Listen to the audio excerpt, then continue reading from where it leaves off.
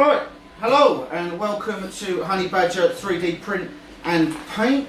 Today, myself and Mike will be going through painting a couple of models. I'll be painting the Drifter, a model by Simon Walker from 3D Junkies. I'm going to be doing Sanix's King Leonidas from 300. I've got the rest of the bits here as well, but I'm going to be painting him first today. Okay, so let's see how long this video is going to be. Roll the credits.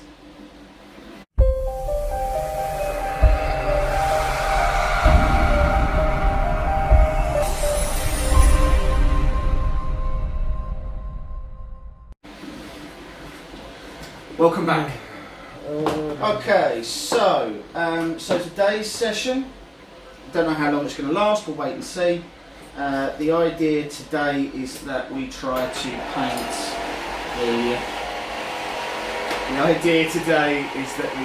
paint a couple of these models. It's very hot in here. It is incredibly warm. If you want to open that door, you can. We have got a new table. You can see this is one of the first purchases of 3D Honey Badger Print and Paint, and as much like all of our purchases, not great, but it works. So yeah, so today I've got the Drifter. It is a really detailed model that a chap called Simon Walker did on the 3D Junkies group. It came out really nicely. It's a mixture of FDM and a mixture of FDM, SLA, and what will be some filler as well. So I'm using Citadel's liquid green stuff for anyone who's interested. I will get some pictures of this just before I start painting it, so you can get an idea of what it is that we're actually what we're doing, and I'll get some pictures of Mike's as well. You can see this is a really detailed model. There's loads of detail I'm going to have to try and pick out. This is probably one of the more detailed models I've ever tried to do. It's only got its base primer on at the moment. I haven't done any filling of this yet, so I'm going to try and use the liquid green stuff from Citadel, which is a really quick drying sort of brush on filler. So it's really good. We've had some good results with it before, so we will see how that turns out. And so this is the Leonidas model. The shield and the helmet and that's been done already. I'm going to be painting the body on its own. The cape isn't glued into place. I'll paint that separately, and then that'll go on just for ease of painting, really.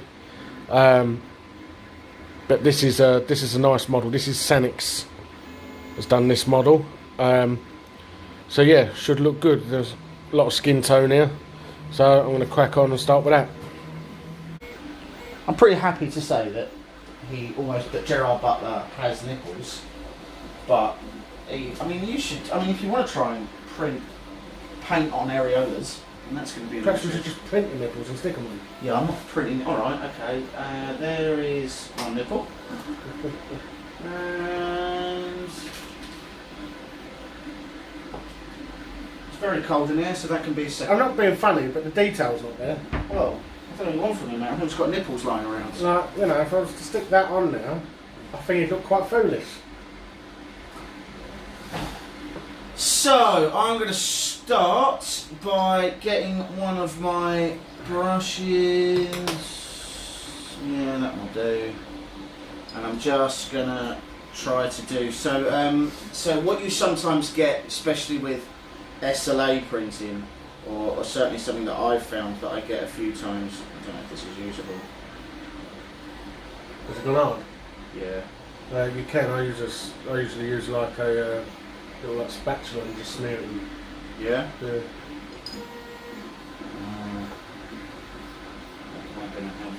Oh, I've got one here I use.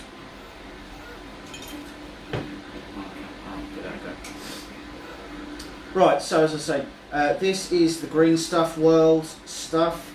It's a really nice filler. What you sometimes get when you do things in the resins is as they're curing, they can warp, and that's, I think that's what's happened here. So just needs a little bit of filling. Mike has very kindly lent me one of his spatulas because it would appear that this is, it's not that it goes off. Citadel pots are not the greatest for longevity. Yeah. So so you can sometimes find that.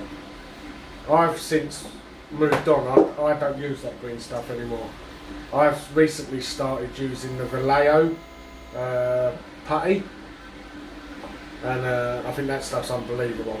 Comes in two forms. You can either get it in like a Vallejo pot like that, or it comes in a squeezy tube with a very, very fine nozzle on it.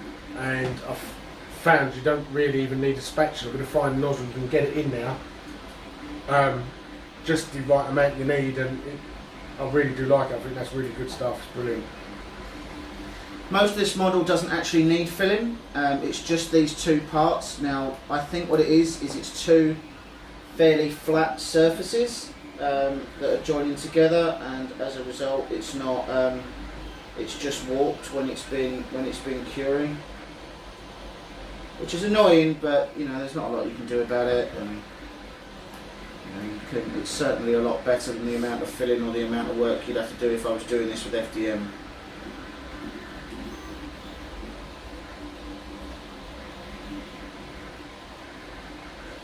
I have to be very, very careful when I'm holding this model as well, because there's a number of parts of it that they are glued together, but again, because they were done in an SLA printer, specifically on the Photon, they do actually feel sort of quite. So this bird cage, for example, it's quite delicate, that model. Yeah. Like you can, even though this is cured, because this is so fine, because the bird cage is so fine, you can actually still squish it. It feels almost like a flexible. And the worrying thing is you've got form for dropping models, haven't you? Yeah, I have got priors in that instance. I've lost count of how many times Pickle Rick has fallen. I've had to take him off that shelf now. Yeah. Because the amount of times Pickle Rick has fallen off of the side and 6 parts of them are broken has been an issue, to say the least. Well, one of the last times I was here was when Cat tried to kill himself. Yeah, that wasn't ideal. And that was, I think, if I recall correctly, you did that. I don't think we want to be throwing and banding around names and... What, because you'll bring up the Iron Man arm? Getting into, that sort of realm. Oh, I can also bring up the Terminator. I've no idea what you're talking about with Terminator. I picked up a model that had been inferiorly wired up, and after I had touched it, there is a potential chance that it may have been slightly less functional than when I initially received it. But I'll be honest, at this stage, I don't even know if you can blame me. Yeah, I do. Amazing. Well, you're a very unfair person. Thank you very much for letting me use that. Right, so what are we going to go with for the base? I think we'll have to go with the earth colour first. So I've got quite a few prints going in the background, as you can more than likely hear on the video. I've actually got 3 of my 7 printers going. They're all pretty much doing work on the same thing, which is I've teased it a couple of times on some of the groups, and it's quite a large model, which is probably understating quite how large it is. I'm fully aware there's people who have done like full-size Formula 1 cars and stuff like that, so I hazard to say that it's very large, but at the same time it's certainly It's certainly the biggest Larger model. than you intended it to be. Well, yeah, there's that. It's certainly bigger than I necessarily wanted it to be to begin with. And it's the largest thing I've ever done. I've done some fair size models, like Cap was quite large, but I think this model is probably going to stand around a metre when he's all together. I'm not sure yet, but this is a classic case of, so the model I got, it's, you know, I try to print everything I can at 100%. I don't really like scaling stuff down. I'll happily scale stuff up, but it feels to me like that's the size it was designed to be, so that's the size I should do it at. Anything else feels a little bit like me surrendering to limitations. It's you being a lesser man. Yeah. And my wife smells the failure on me, and I walk in the house sometimes and she'll Next just thing you know, she's got a boyfriend round. Yeah, I walk in the house sometimes and she'll just go, "You scaled the model down, didn't you?" And I'll be like, "Yeah, well I had to, I've not got the space." And she just looks at me, dead in the eye. She just goes, "You piece of shit." It's like, oh no. I've seen it happen. Yeah. So I try to, and then because I sort of slice one piece at a time, you don't necessarily get an idea of the real size of something until you start putting it together. And I have recently realised that's that size.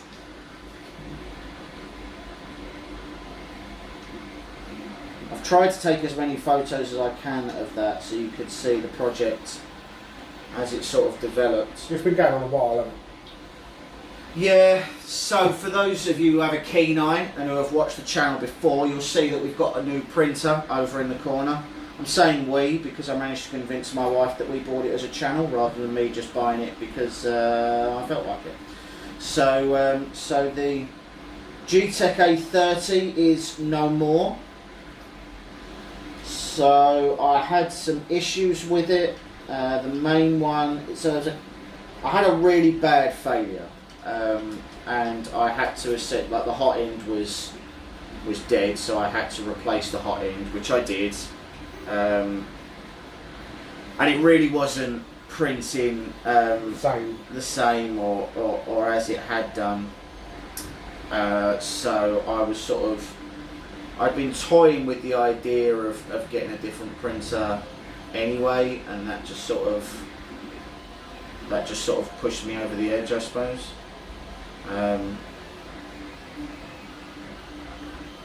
My wife also feels like it's pushing her over the edge, but who really cares?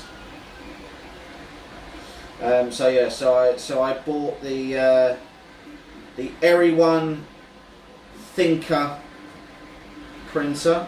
I can put a link to the video description if you want to check it out. I've got a review coming up of it very soon. I want to get a couple of nice prints out of it, something a little bit longer maybe before I start posting reviews. It's really nice. There are some improvements that could be done to it, but I mean, you could say the same with most printers. No printer is perfect, I don't think. But so far, the printing results that I've had out of it have been really good, to be honest. And I've got to say, it's one of the quietest printers I've heard, or not heard. Yeah, so I'm pretty sure it's got TMC 2208s, I think, or 2108s. And I'll be honest, they are super quiet. So what you can hear in the background is really my Taz going backwards and forwards. My Photon is silent anyway because it's just a single Z motor, and you can hear a couple of fans going, but really quite quiet, to be honest.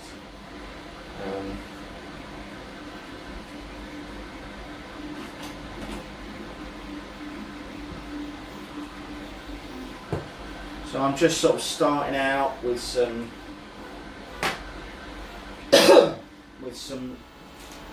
doing the base. This base is a lot of earth, a lot of skulls, and some tufts of grass. So there'll be some extra layers and stuff to go into these, but really not the hardest paint job on the base, if I'm willfully honest. I've got to say, it's really got quite a codpiece. What is he? Oh Jesus! Yeah, that sticks out a lot more once you paint it.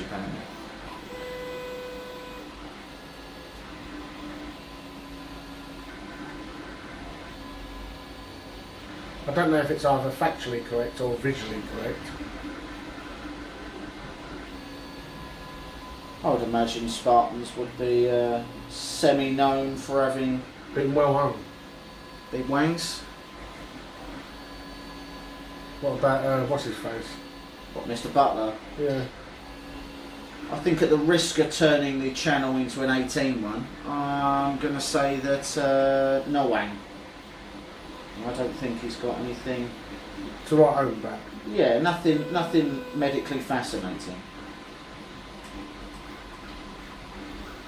Proportional is how I would describe that. Very, very proportional.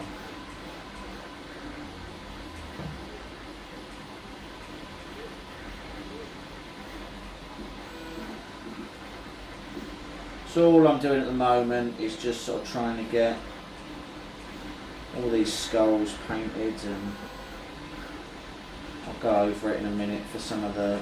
I thought you'd have finished that model by then. Mike is referring to the fact that there have been on occasions where I have potentially painted my models with a degree of rapidity. With a degree of speed. Yeah.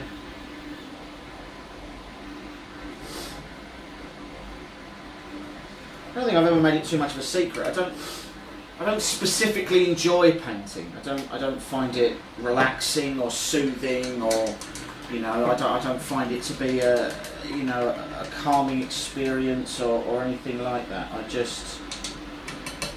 paint my models because otherwise they look unfinished. Because they are unfinished. Because all the models that I paint, for the most part anyway, are supposed to be something, and as I haven't got full see what, maybe don't do that again.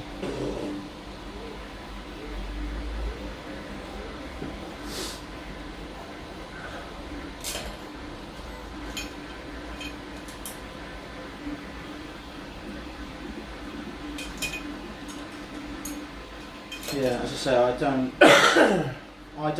I mean, Mike does. Mike, you enjoy it. You actually enjoy it. I like painting. Yeah, see, and I just don't. I find it annoying when I miss bits. I find it irritating when I'm trying to do a certain paint technique and it's just not working. It just annoys me. The whole process irritates me. I'm annoyed when I don't have the right colour.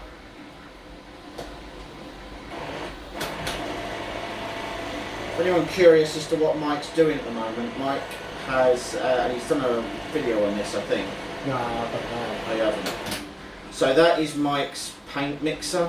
So with Vallejos and with Citadels, if you leave some of the paints for too long. And the thing is, I've got a lot of paint, so I can go a few months and not use a colour. Yeah. They start to separate, and they start to need a little bit of a shake. So rather than shaking it himself like a peasant, instead Mike likes to Mike bought a paint shaker. Because I'm fancy. Can't deny that he is a fancy man, to be honest.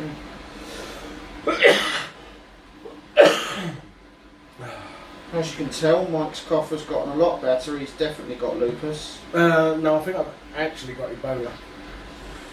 Yeah.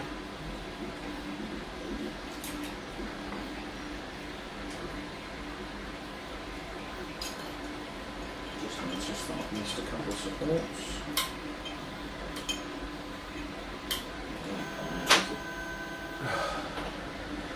Nice and cool in here though.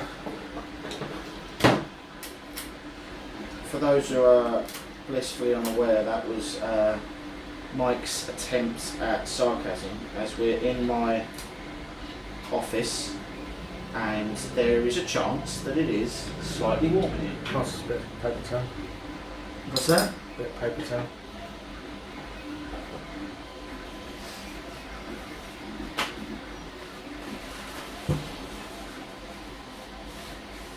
Yeah, it is a little warm.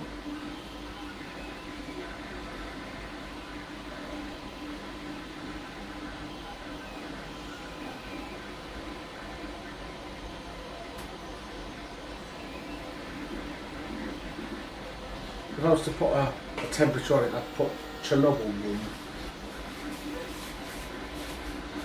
You should never watch that programme.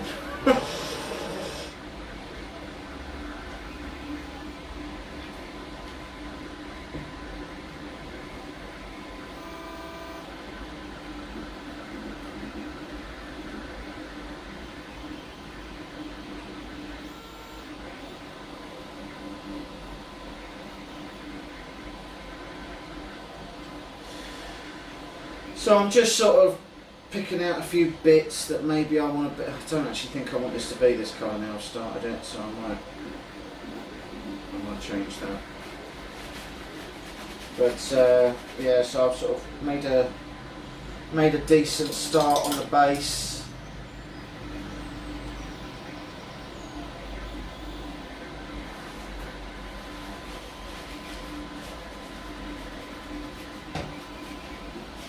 Now just a case of going around, touching up a few bits.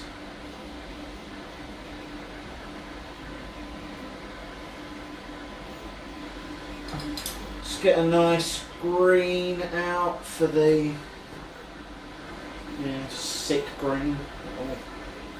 That'll work for my grass, I think. Yeah.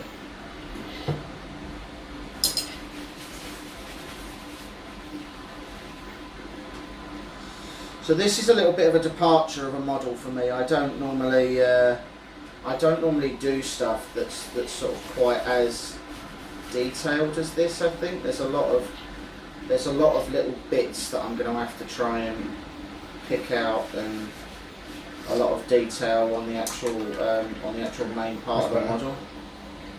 Yeah, that's nice.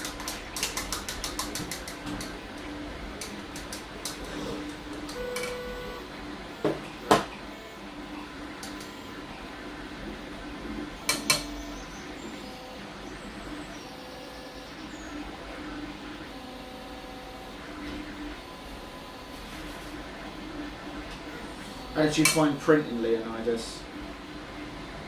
It's an easy print, to be honest. What did it print in? It printed his waist and his two legs as one. So waist on the bottom, feet went straight up. Yeah. From his waist up to his neck was one piece. The two arms were separate and the head was separate. But I did it all FDM. This was all done on the Ender 3. Oh, was it? Yeah, all of it. The base was done on my S4. But everything else was done on the Ender. Have you already painted the base? No, not yet. I've got some of that Crackle paint to do the sand with. Mike's trying out a new paint technique, or a new type of paint. It's called Crackle paint. To be honest, I've just been really ill for about a week and a half, and I got a face sitting in there doing it. Yeah, your office is just as hot as mine. Yeah, hotter, I think.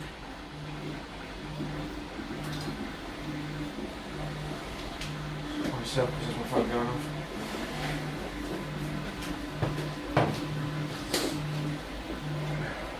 Oh no, it's not.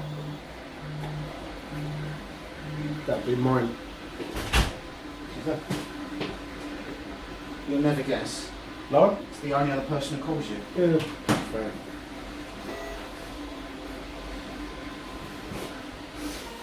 We'll have to edit that bit out. And now we're back. So yeah, so Mike's doing this Crackle paint. Crackle paint is, so with a lot of paints, what you want it to do is go on smooth and stay smooth. Crackle paint doesn't do that. Crackle paint instead goes on smooth, and then as it dries, it cracks, and it means that you get a really sort of realistic looking kind of sun bleached savannah kind of style, I suppose. Yeah, it comes in different colours as well. So there's about three colours I think it comes in, like different. The one I've got is like a sand colour. It comes in like mud, and I think there's 3 colours it comes in. The one I'm going to be using is from a company I buy a lot of my paints from now, to be honest. I really like it. It's a company called Green Stuff World. They really have, like, they do paints for everything, and for stuff you didn't know you wanted. So you'll see on the... That's where you got your spider serum from. Yeah, so the review we did on there for the spider serum paint that paints throws all the cobwebs, that's one of their paints. Also, I did a video for the colour change paints. That's theirs as well, the colour shift paints, where I painted a truck in it, but I also did there's a video on here of each one of the colours in one of the sets, so you can see what the change is like. They just do some really good. Their selection is based on everything from painting miniatures to creating dioramas. So their paint and their paint effects range through everything. And they're definitely worth a look on there, because they have got some amazing stuff, and they do a lot of sets on there as well. So so they do a black and white set, which is I think 8 paints, which range from black to white, but all the gradients in between. Cool. It's a nice set. They've got a lot of the ink sets. Have a look on there, you name it, they've got it on there. So it's a really good company. They're based in Spain, so delivery's a little bit more if you want it quick. If you don't mind waiting for it, delivery's like really cheap. It's like £8 and you'll get it within 5 days, I think. But yeah, I buy it for quite a while now. All the paints I've bought have been from there. So obviously once Mike gets those paints, he'll do a nice review video of them. Both me and Mike are also getting new cameras, so the quality of these videos should really start to, well, theoretically go up. We don't have anyone who operates the cameras, so they often tend to be sort of a pretty fixed position, but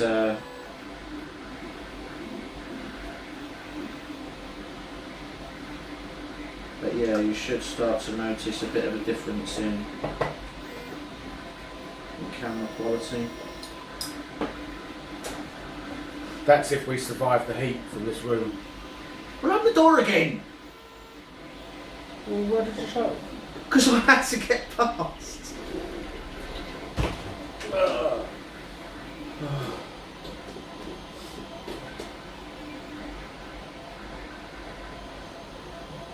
That's been what it's like when a crack addict gets a bit of crack.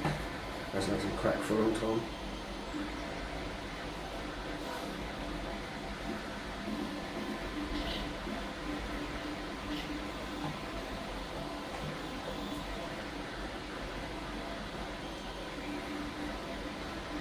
I'm just going through and doing some more touching up. I've done the basic colours now, so I'm just sort of going over my skulls, making sure I'm happy with the coverage and all that sort of stuff.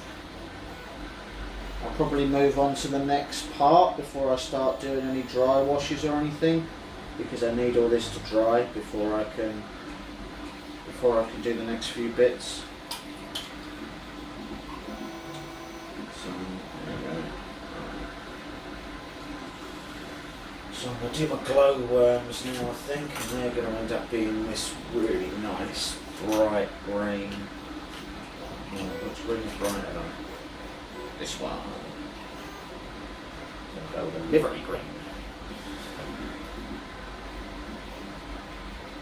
Oh, bright green. Yeah. To use your, what's the name?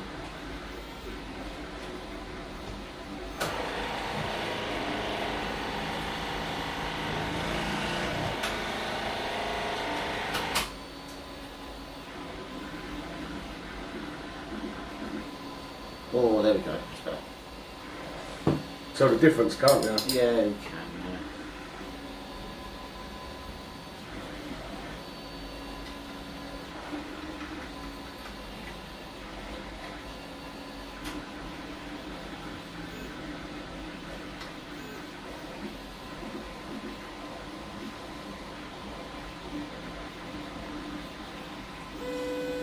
So I'm just doing the grubs at the moment, just because they'll be.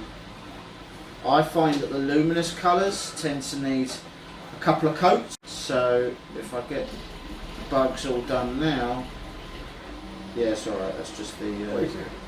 That's the airy one doing the rock texture outside. It's sort of a jagged line.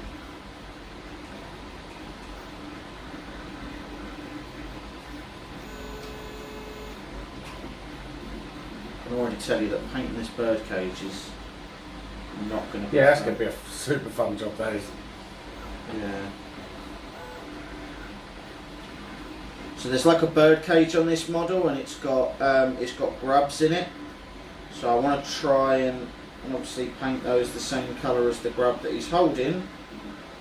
But you've also got to. You can only paint through the bars. Which is difficult.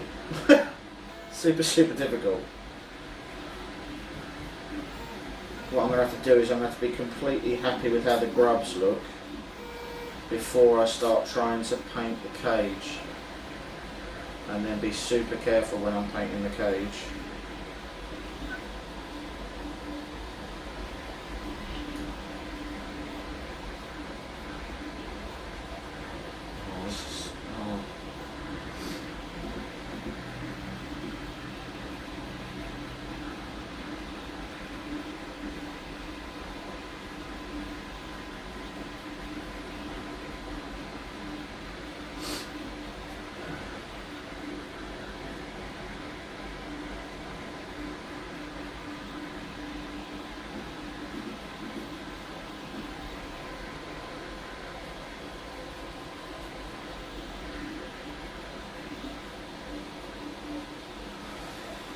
Okay, so I've got to try and think about. I think I'm going to do it in like a midnight.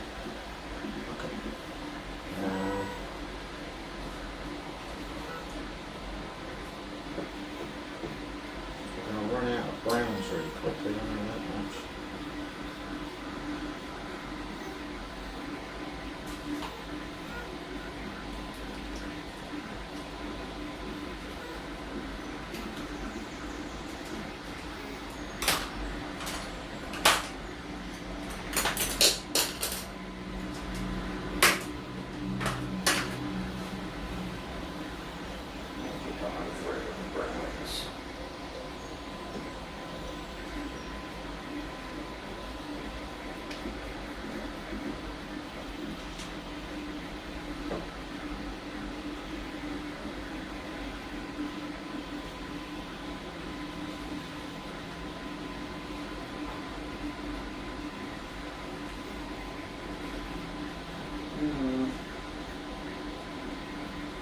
Well,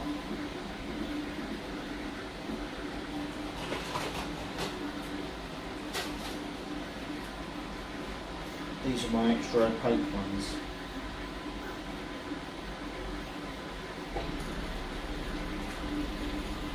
So I've got a set of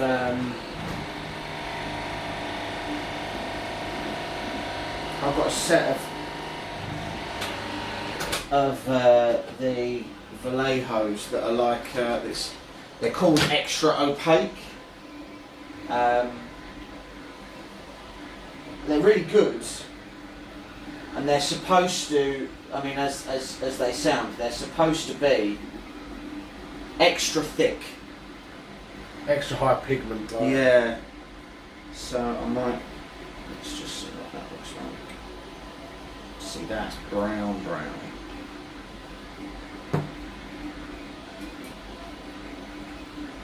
I don't want any more brown, do I? Not really. Because then he's got all the leather on him as well. Yeah. I think you'll lose something on him if he's all brown. Use different browns. I've only got 3. What else could I do? I've got some here. I don't want to do him black. I could do him a dark blue.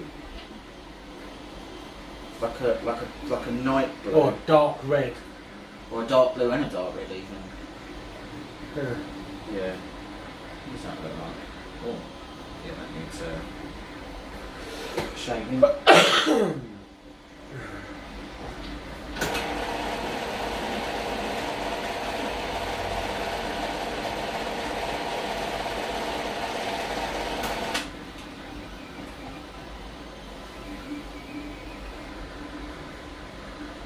Very inky, this one.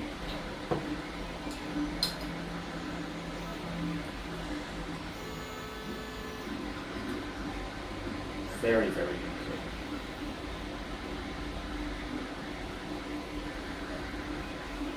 Oh, no, maybe not. This doesn't seem to want to... Shake it for longer. It's probably got a clump in there.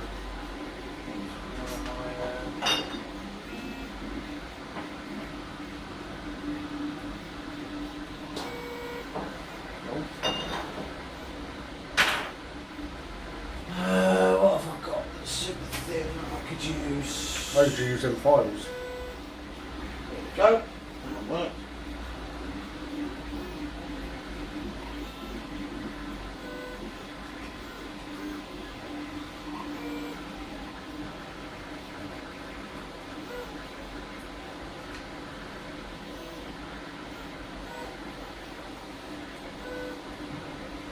Yeah, I reckon that's got at least another day and a half on it, those legs.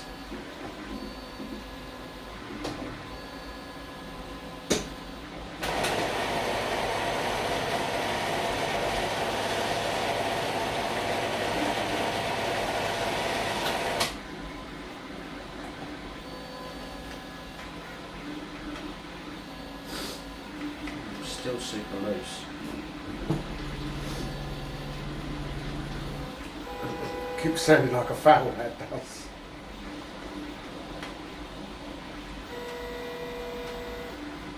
Or an imminent foul. Or an imminent foul, yeah.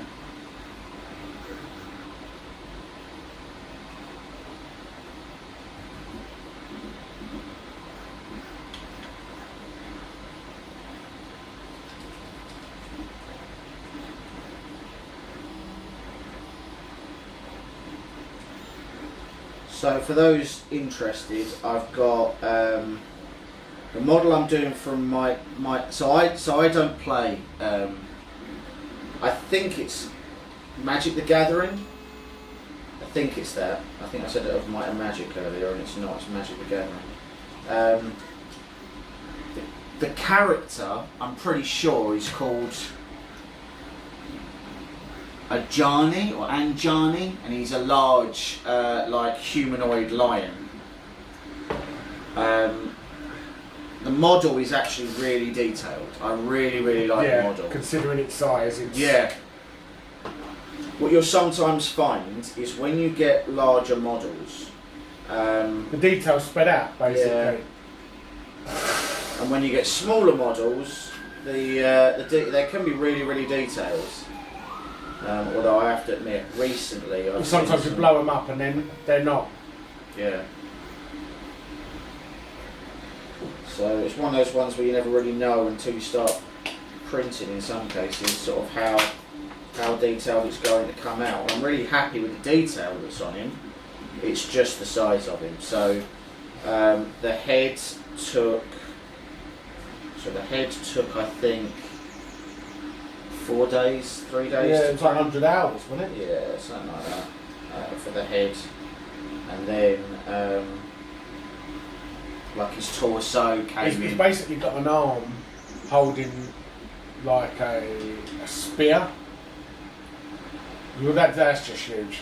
So that on its own is 900 long. The spear is 900 mil long.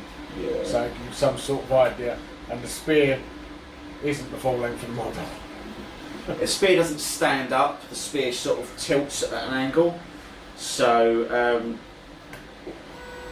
but the spear isn't bigger than him. So, or it doesn't look that way on the model anyway. So, I mean, the model could end up being over a metre tall very easily. You don't really know how big it's going to finish up, really. I feel like it is going to end up being under a metre, but I've got no facts or I evidence. think it's going to be over a metre. So I don't know.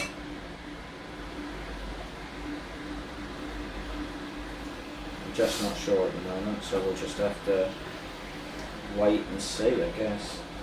It won't be as much of a surprise for everybody else as it will be for me when I put it together. At the minute, you can't see this, it's behind the camera. There is this enormous pile of body parts that looks like someone's been dismembered. It's huge. And to be honest, the size of them, like, it would give someone pause. Like, they'd sort of go, nah, it does look a bit murdery. So yeah.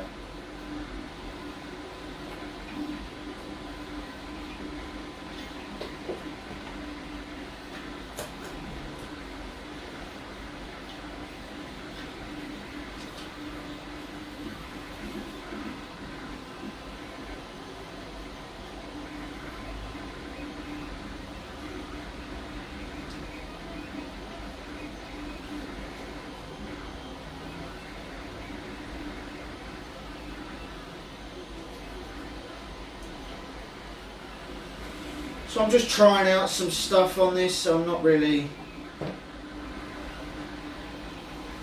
Yeah, I like that. I'm not really... Normally I plan my model colours quite carefully. And I really try to think through all the different colours that they could end up. But with this one, I'm going a different way, which is I'm winging it.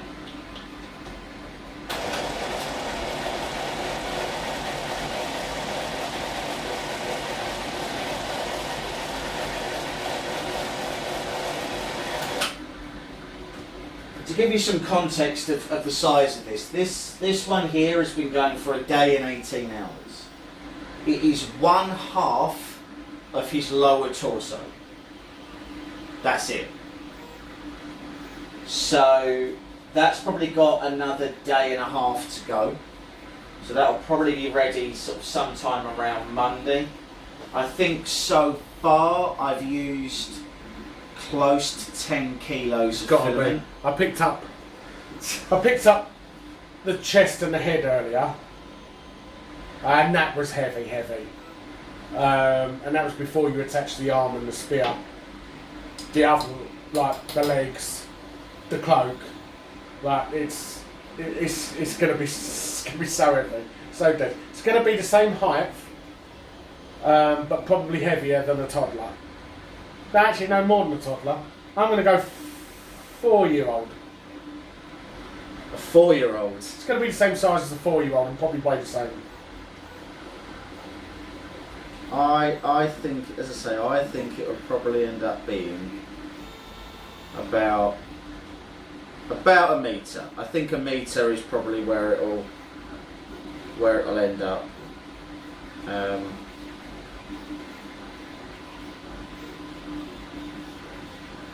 But as I said before, don't really know. I think what's a real shame is for the life of the problem me and Mike have, and it happens quite a lot. We buy a lot of models, and there are a lot of models that go on the likes of CG Trader and things like that, where the artist after a while just removes the model. I cannot for the life of me find out where I bought this model from. It's very detailed, it's very good, it's very well done.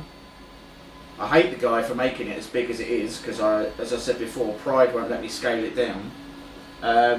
But it's a very, very good model, and I would more than happily give him a shout out on how well he's done it. But unfortunately, I just cannot find where I bought it. I assume that I must have bought it on Colts 3D. We buy a lot of stuff off Colts 3D. But yeah.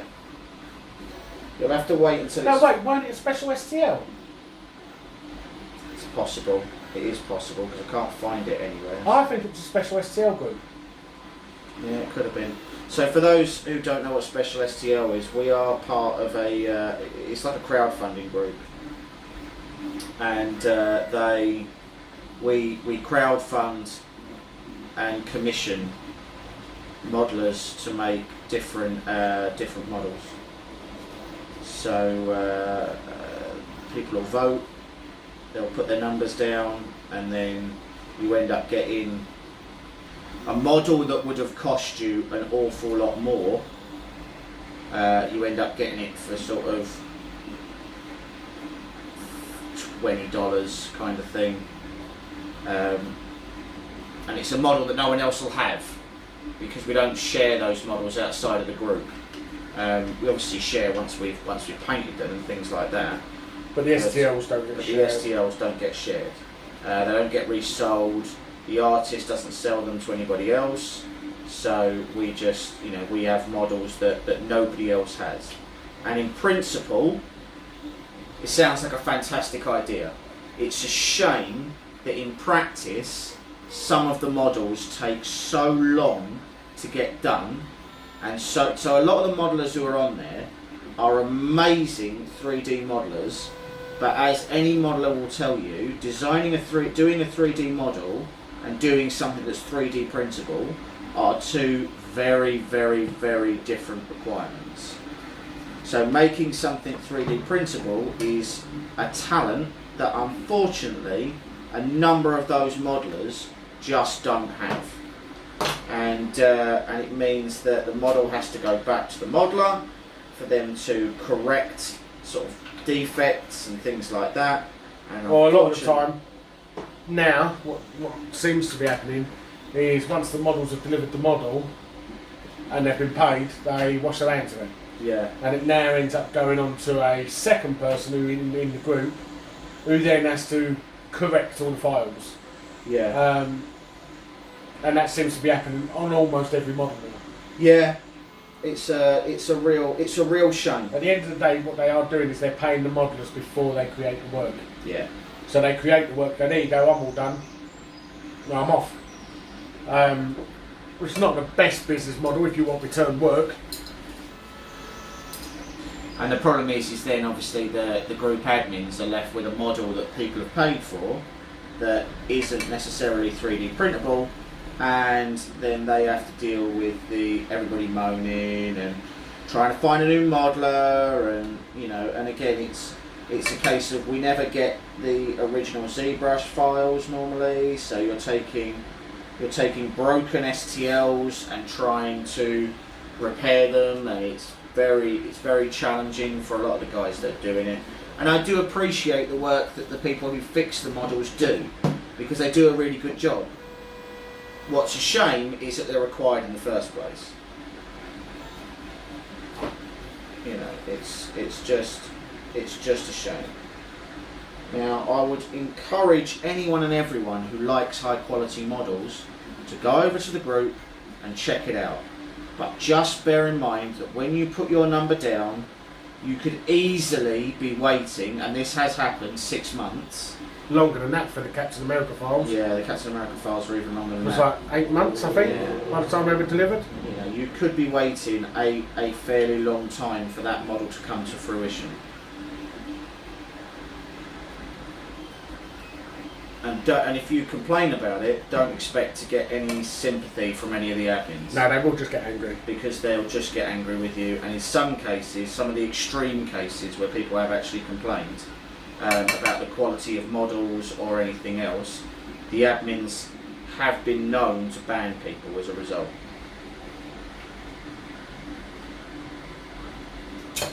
Right, that's my flesh done. That looks alright, doesn't it? That didn't take anywhere near as long as normal. We're getting quicker at doing now.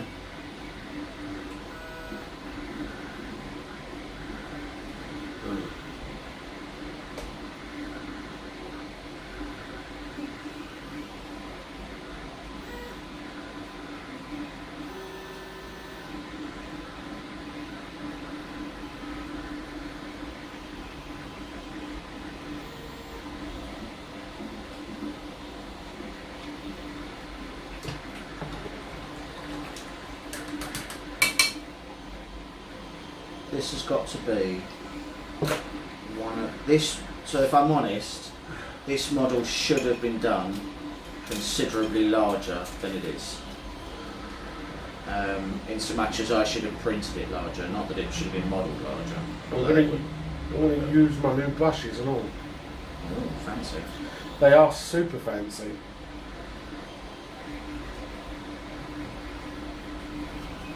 These brushes, incidentally, these are from. I got these from Green Stuff World, but the make is Green Stuff World. But the three brushes I've got are a 1, a 0, and a 00. So these are super fine brushes.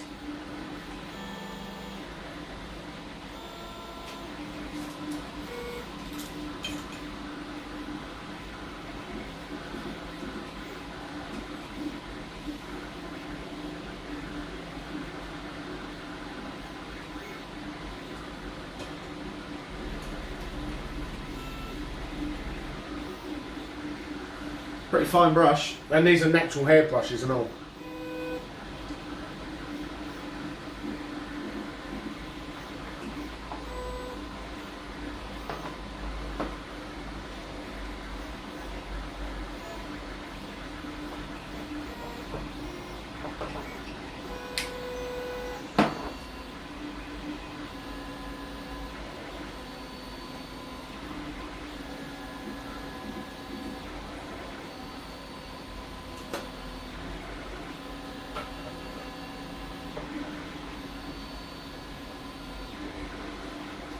So I've tried to go for some different colours on this than I think other people will probably go for. It's nice to have a model that's a bit different, and I want everything on this to really stand out, you know.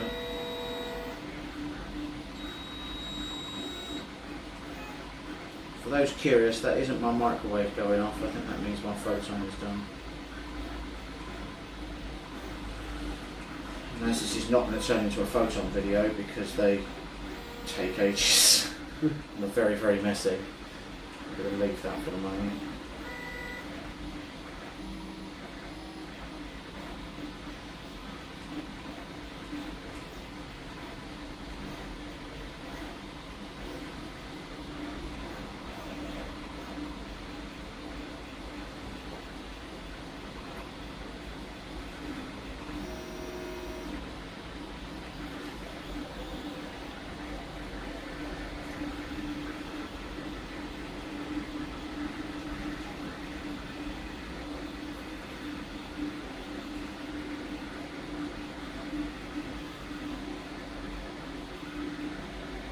I think this is actually one of the first times, so I think you're further ahead than I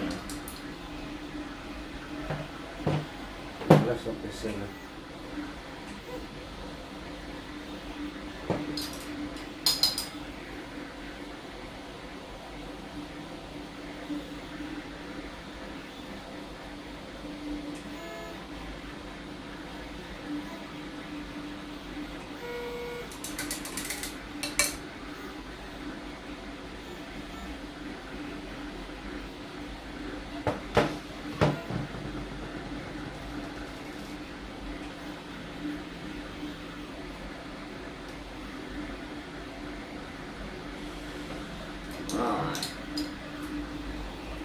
somewhere around here I've got my really dark brown one of these. I don't know where it's gone. It's probably over there somewhere. Yeah, I like that 0-0 brush. Yes, probably good, isn't it?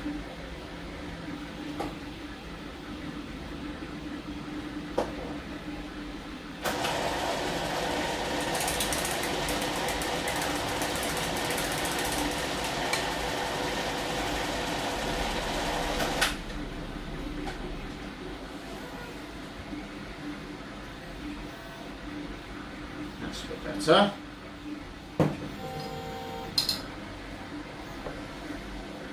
You need to get yourself one of them.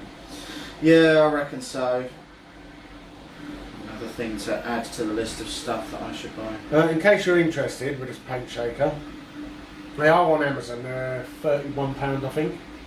If you go onto eBay, sent from a UK seller, they're 16 quid. Which, to be fair, if it's something you're going to use a lot, not exactly a horrendous price.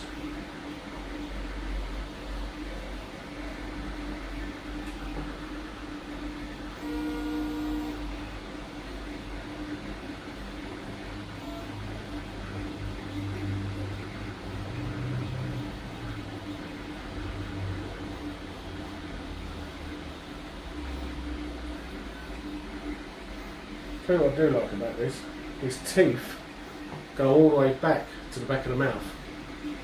Alright. Yeah, that's good. You normally only get the front teeth. Yeah.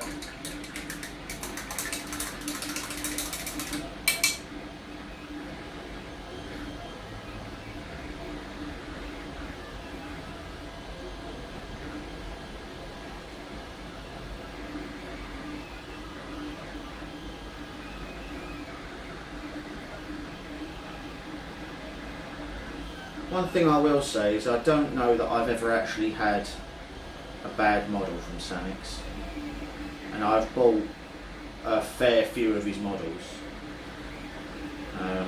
Yeah, every one I've had off of them, it prints perfect. Always looks good once it's finished. Yeah. I will say I've had some dubious keys off of the likes of Gambody. I think that's all round though, to be honest. I mean, what they tend to do is the problem you have is when they key, what they tend to do is however it is they do the key is always exactly the same hole size as the socket. Yeah. Well, every printer has a degree of expansion, and which means when they go together, they don't fit. Ideally, what would be great is if the key was a couple of mils smaller than the socket, because also when you do key, you've got to allow room for glue as well. And actually, glue does take up space. Yeah. If you want to get glue in there, that is, because if the key's the same size when you push it in, what it tends to do is push all glue in. Yeah. Yeah.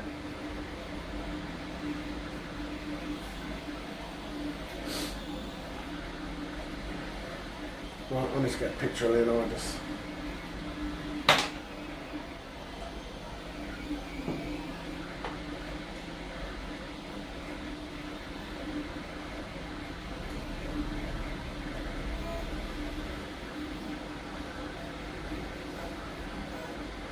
I heard something interesting this morning. Leaf from milk. You know the wine? Yeah. Do you know what that translation is? It's German. Do you know what the translation is? No. Lovely wife's milk. Oh. Oh no. Doesn't seem like an appropriate title, does it? No.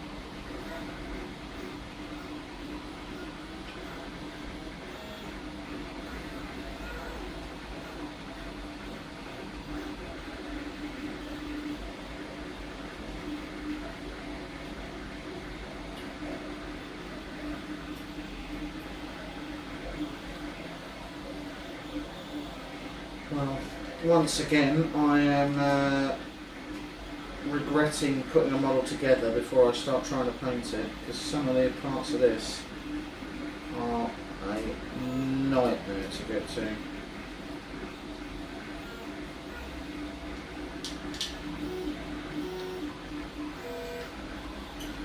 So the problem that I have generally is if you paint a model before you put it together, then you run the risk that you're going to have to go over some of your painting to cover up where you might have to do filler. But the downside of doing it is that if you put it together and you do all your filling and everything, and then your model's small like this is. There's water there, mate. Yeah. Well, I've recently had Ebola. I may be the only person to survive it though.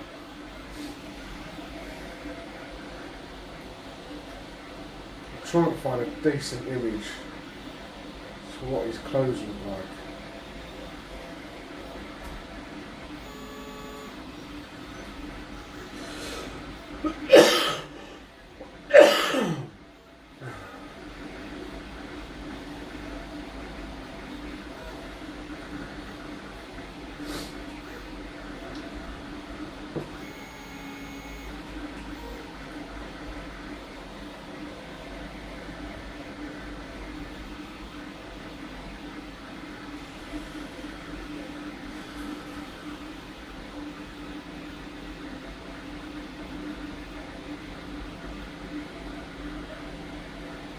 This is probably one of the most detailed models I've ever had to try and paint. Like, there's just so much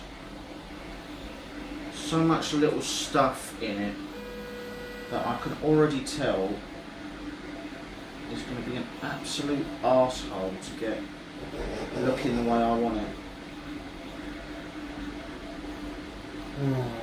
Where's the model on Mascots?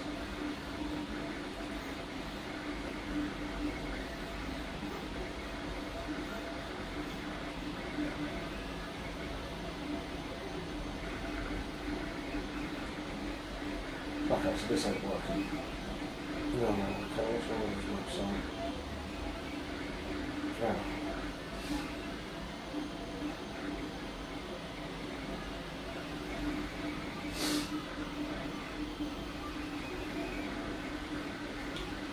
You sound just awful if it helps, mate. Surprisingly much better than I have been now.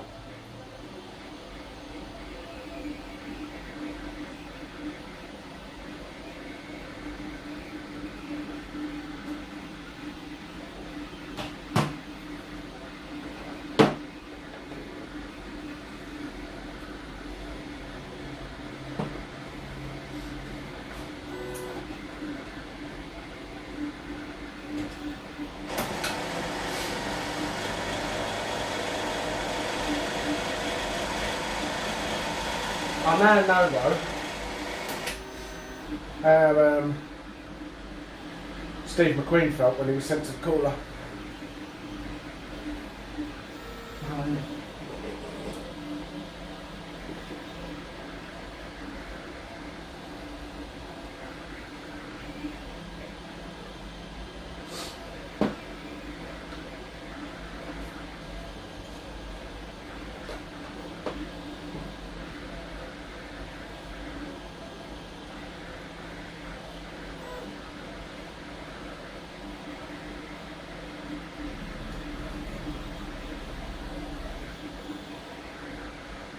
So sounds like a Prince failing when it does open it.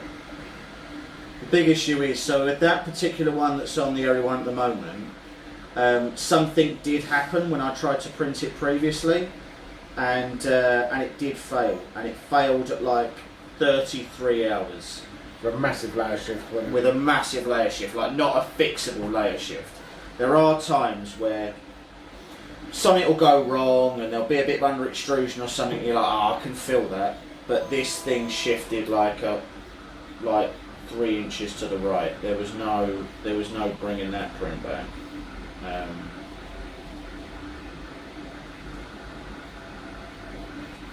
It was really as bad as it could have been, to be honest. So I lost that print, and it's always heartbreaking when you lose something that, like, I think it was about, about 80% done, which again gives you some context on the size of it. That the base, that was, so what it was printing was 1/4 of the base, and that is around a 45-hour print. So so just doing the base is going to be sort of circa 180 hours. Fair enough.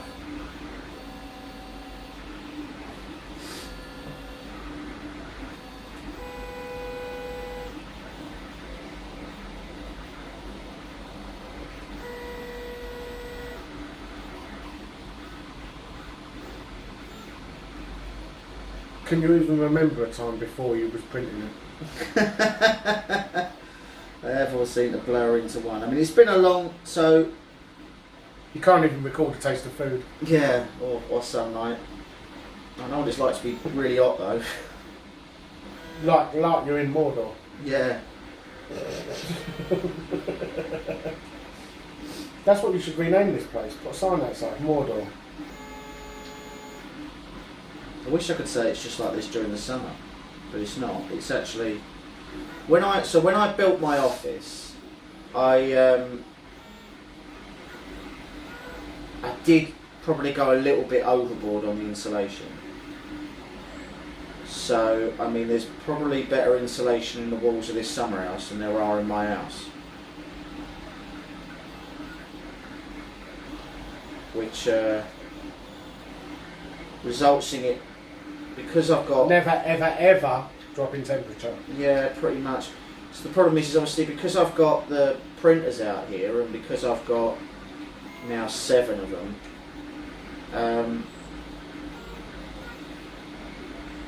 There's a certain amount of heat they all throw out. Yeah. From where they're heating the beds or where they're heating themselves or the nozzles or whatever. And yeah, and it just...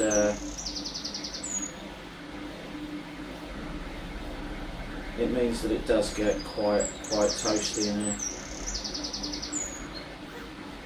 And as well, anyone who 3D prints and has a 3D print space, they'll tell you that support removal basically results in you creating thousands and thousands of tiny shards of plastic that sort of sprinkle and litter the floor.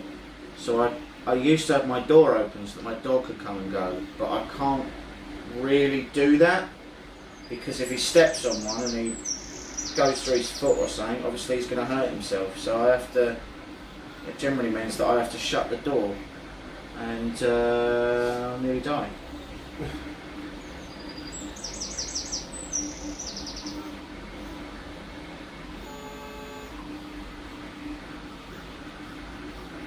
Also, I don't know if you can hear on this recording, but the world's loudest blackbird has just turned up. Yeah.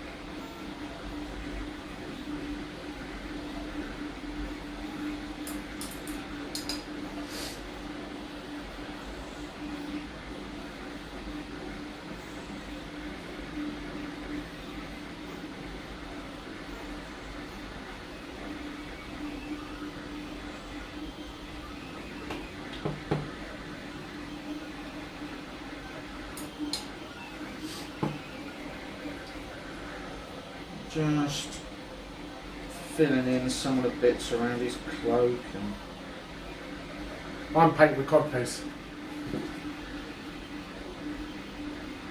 let's paint the codpiece.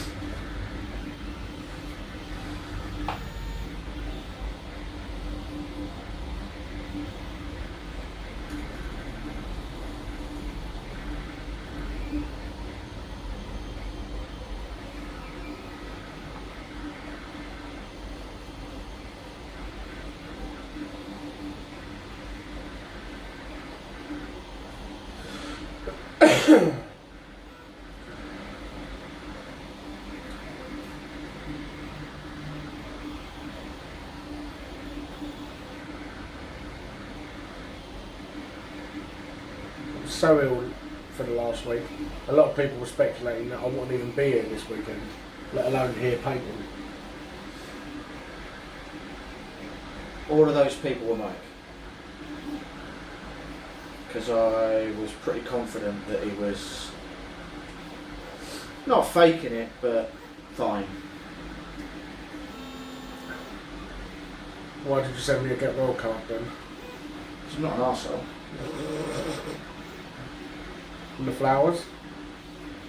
It's nice to know that people care about him.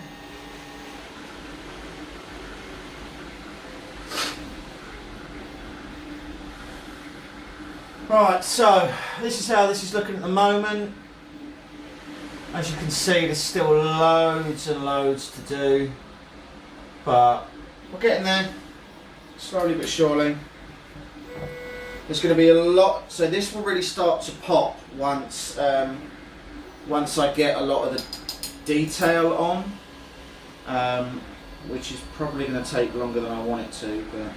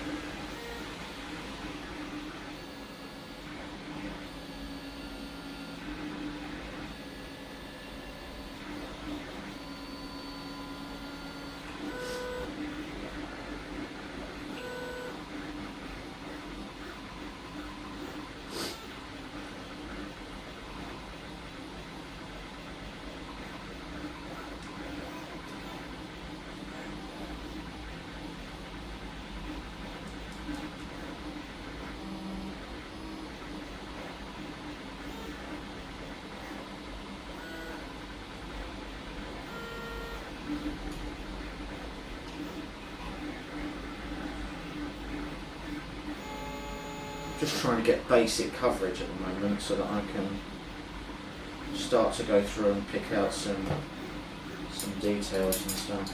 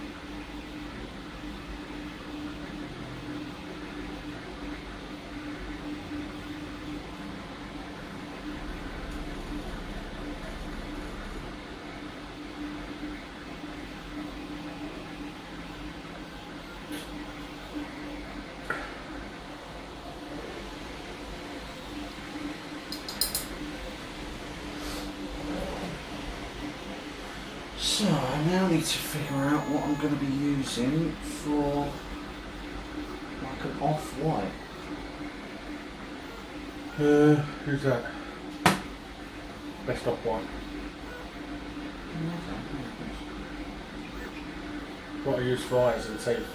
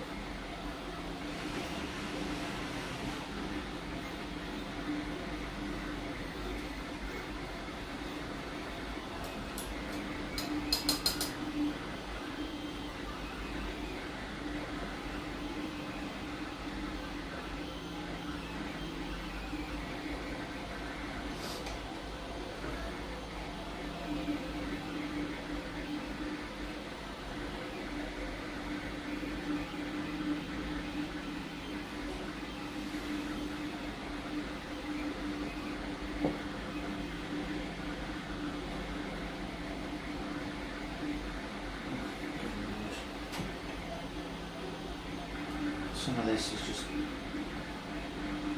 so fine.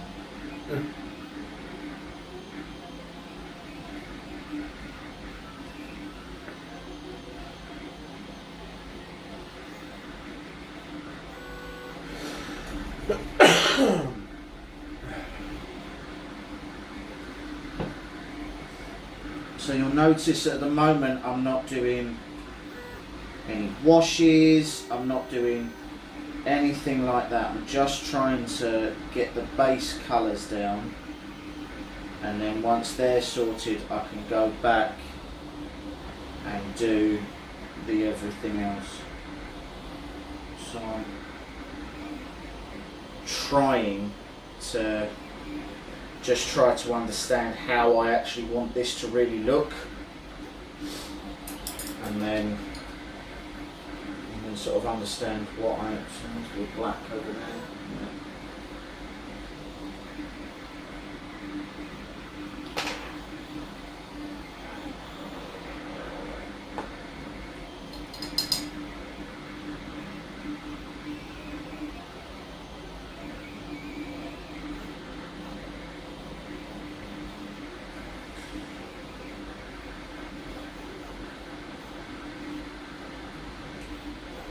Try and go around with like a brass in a minute. See if I can start to pick out some of the brass bits.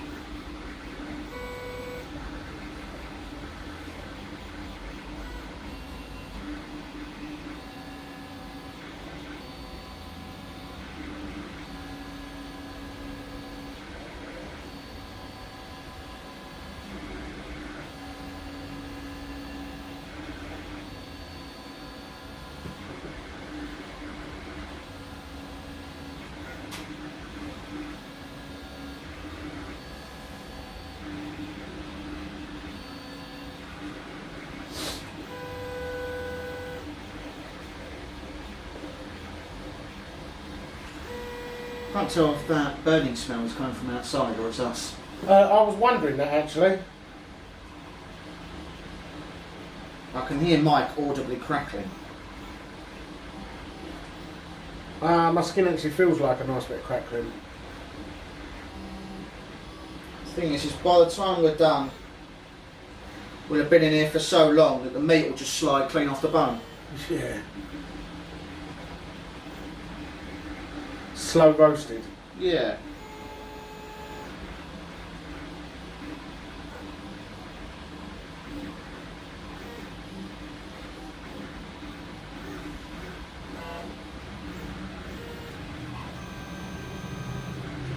Thing is, if the medics are curious as to how we died, at the very least we'll have this video. We might get another subscriber out of it.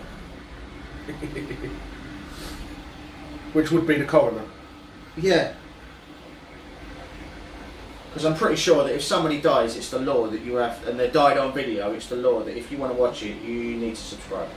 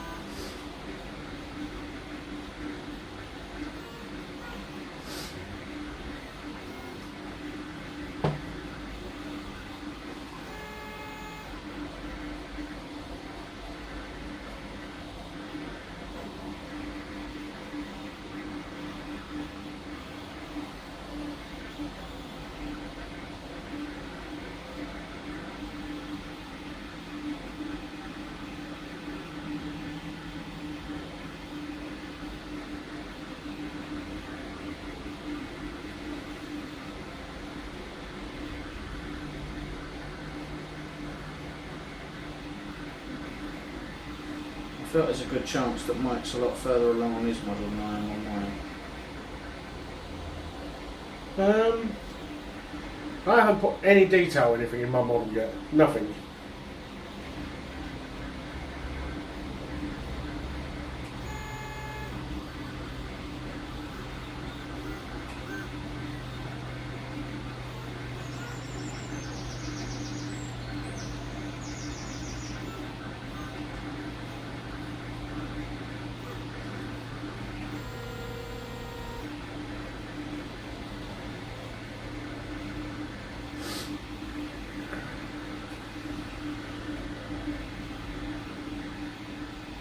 All these leather straps on his sandals and stuff, this is tedious to paint.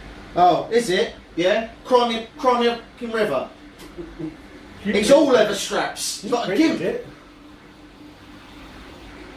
Going back to that book was Super Sale, wasn't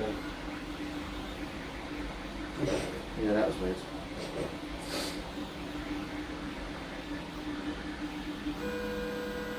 Fair play though, we were searching for rope. Yeah.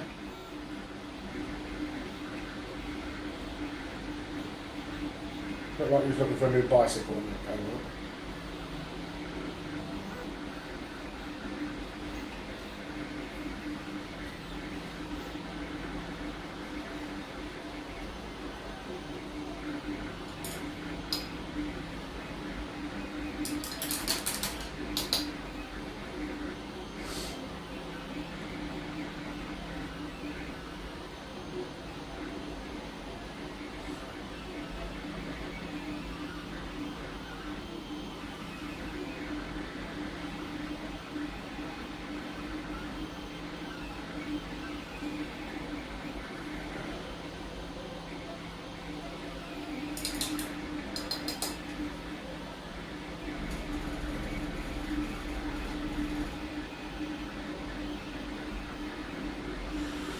Well, I officially don't want to be painting this anymore.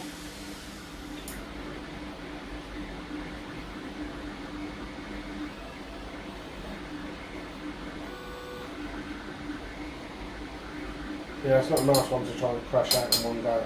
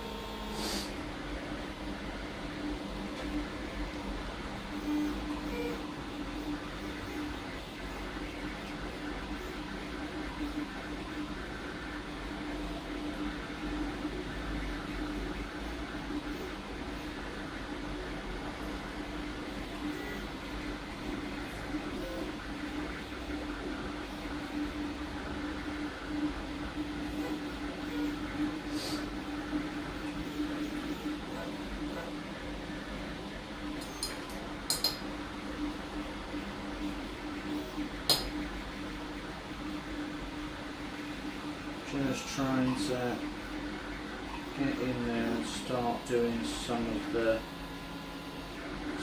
details, but they're just so fine that it's just going to be a problem. There's no two ways about it.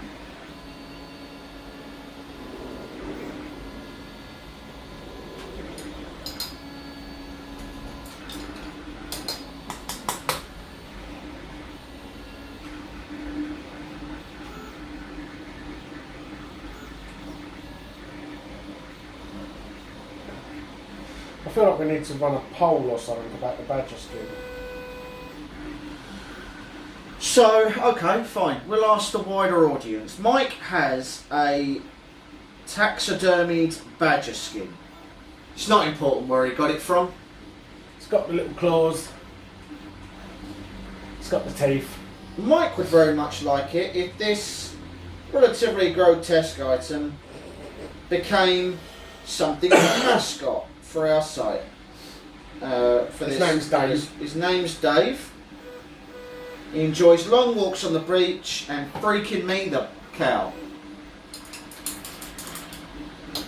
So if you think that we should take the skin of a dead animal and plaster it across our Facebook, our YouTube page in an event to try and endear ourselves to the wider world, then please stop watching.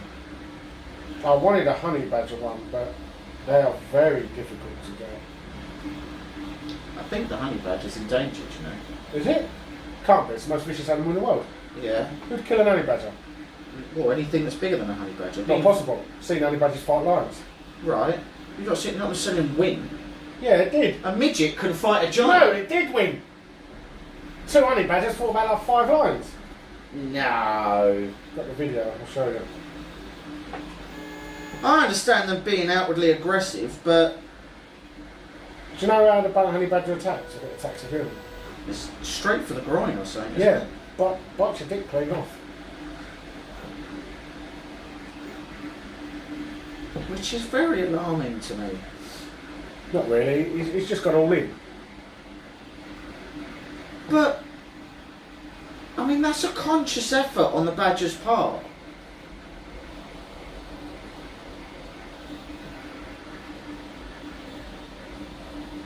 I feel like the honey badger may be my spirit now.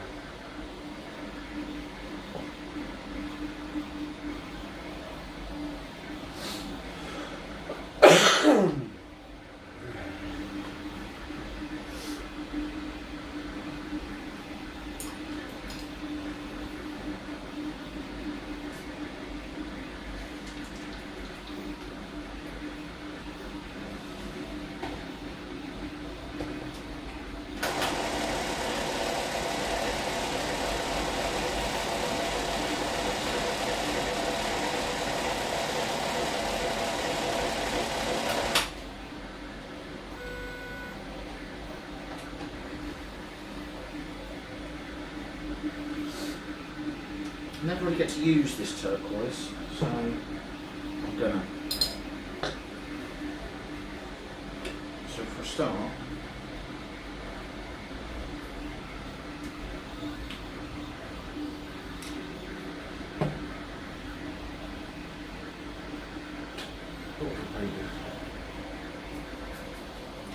so I have started to run out of space on almost all my shelves as a result of the volume that I print, but also the scale at which I print. So obviously solution number one is to buy more shelves, which I am in the process of doing. However, solution number two has been to use, I've got beams that sit above my above our heads that stop the shed from falling down. So while they're just sitting there doing nothing important, I thought I would start putting models up on them, which unfortunately means I now need to paint the underside of my bases. Otherwise, you can see that you can normally see part of the part of the base, and it looks weird. It's also the same beam Pickle Rick committed suicide from. Several times. So Pickle Rick is a gun body model, and it's the Pickle Rick where he's already got the rat suit on, and he's got like the battery bazooka thing that he creates. It's a good model. Problem is it's easily the worst balanced model I've ever found in my life. Also, your model is now more glue than it is filament. Yeah, the amount of times I've had to glue that thing back together is unreal, because he's taken a diving roll off of some surface somewhere. It's very, very irritating. Well, he did it the day you painted it, didn't he? That was excellent. Yeah, that was a bad day.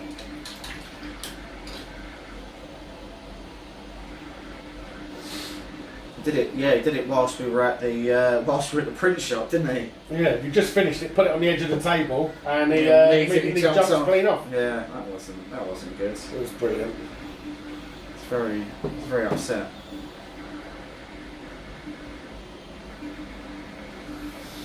Right. I think good old gunmetal was going to be the best bet to begin with. Well, that's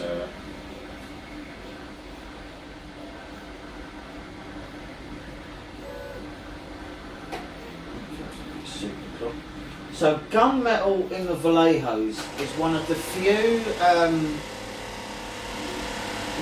metallic paints that I've used where it doesn't separate that badly, and it seems to give really good coverage. All of the other metallics, they separate, and they just don't give particularly good coverage, and you have to sort of do 2 or 3 coats. But gunmetal, and there's like a bronze, hammerhead copper, sorry, is really, really good. And a couple of others as well. Oh, that's not ideal.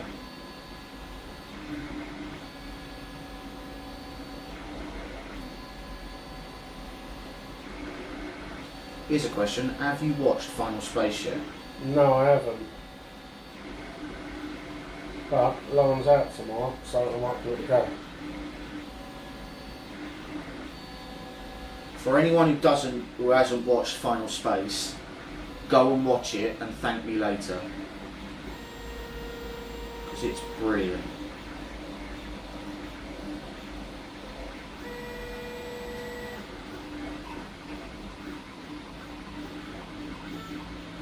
If you're like a Rick and Morty fan, and you're still having a bit of withdrawal at the fact that it's not back yet, We've only got to wait till October.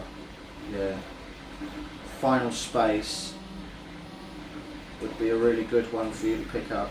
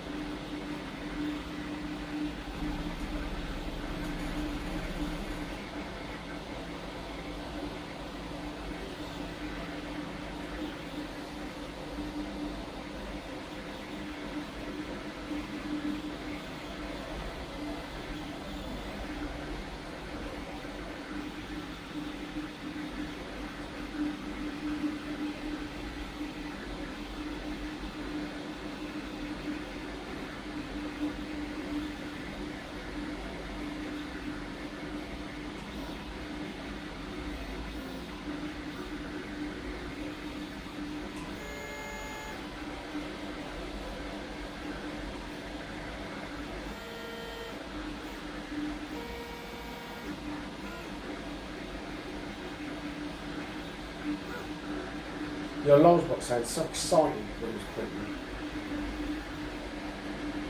What's that? Your Lowe's box sounds so excited when it's printing. Yeah.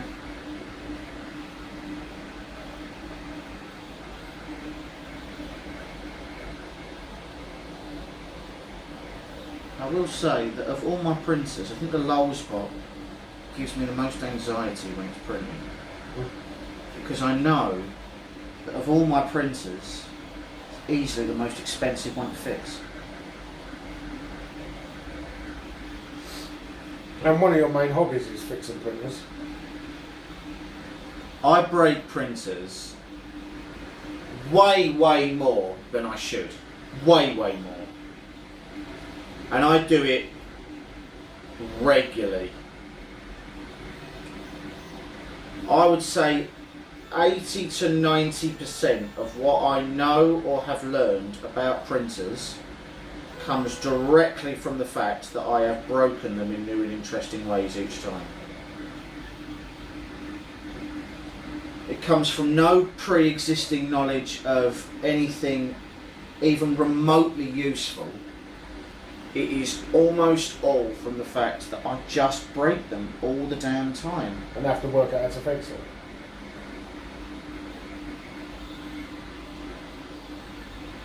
And I am constantly fixing them. You see, the problem is I don't have, and I've said this before, I don't have a lot, if indeed any, patience. To be honest, I can't believe you're still painting that. I can honestly tell you there's been at least 3 separate occasions where I've thought, that would just be fine as it is.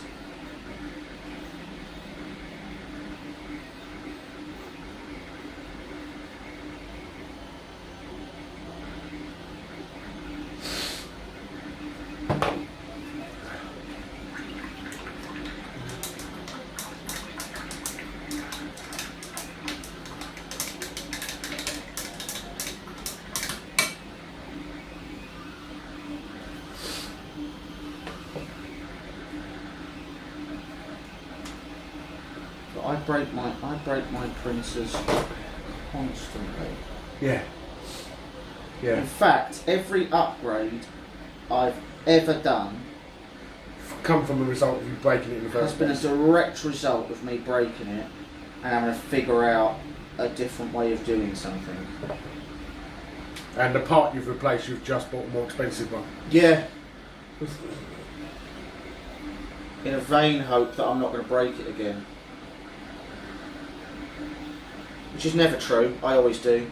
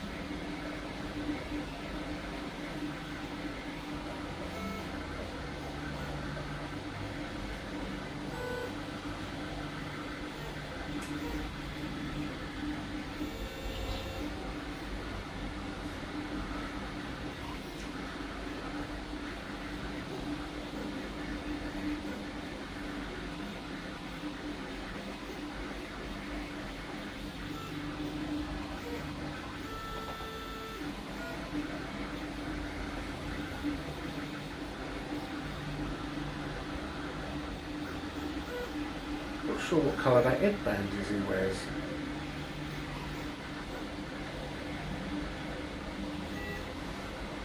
Black? Not sure. No, it can't be because there's black. It must be red or leather.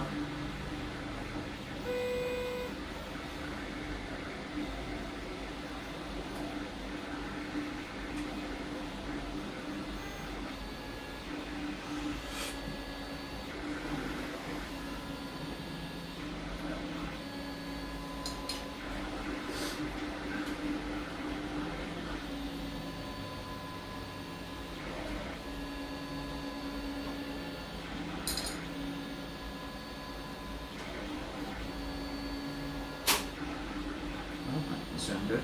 Yeah. So that sounded worse. Sad.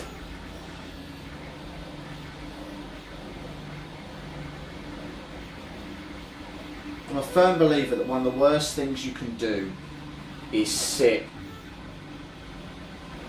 and watch your printers for any period of time, because so quickly does it turn into every... Excellent. What was that? I've no idea. Kestrel.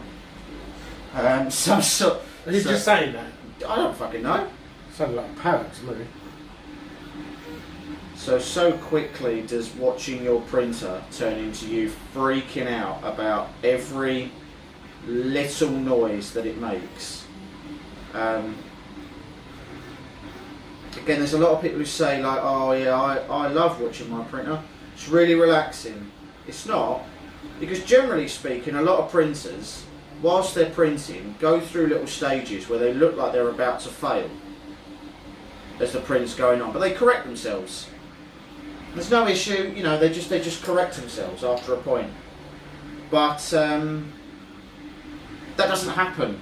You know, if you sit and just watch them, then your mind goes, "Oh, it'll be all right. That'll correct itself in a minute," and then it doesn't, because you've sat there and watched it. You've killed it. That's what's happened.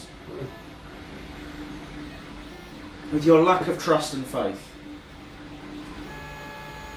I am definitely now covered in pain. Oh, nothing new there then. No, not really.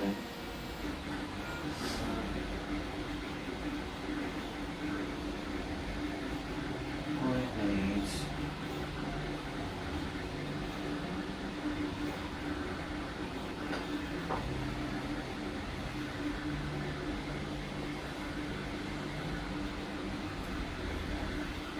What do I want to do?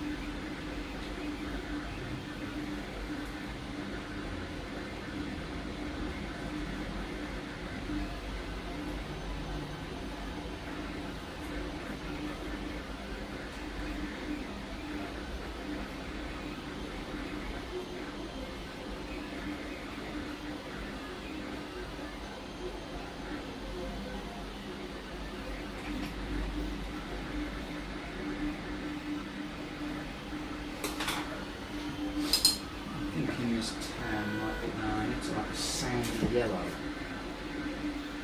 Brown might be there.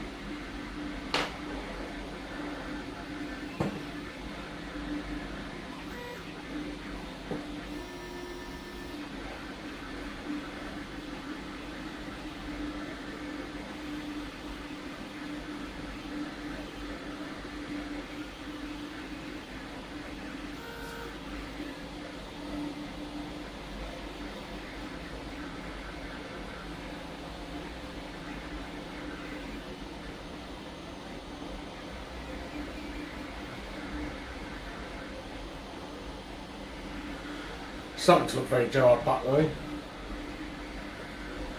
Yeah. Yeah, it's looking good, man. Do you know I was his stunt double? What, when it got a bit too physical? Yeah.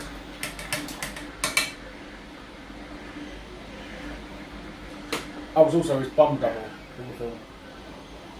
I can imagine that, you're a giant arse.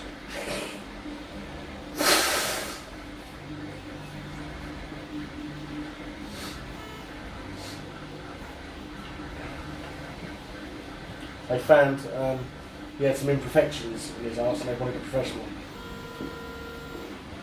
You have worked for decades on your arse, so it's understandable that somebody would want to reap the benefits of that. Leather is a headband.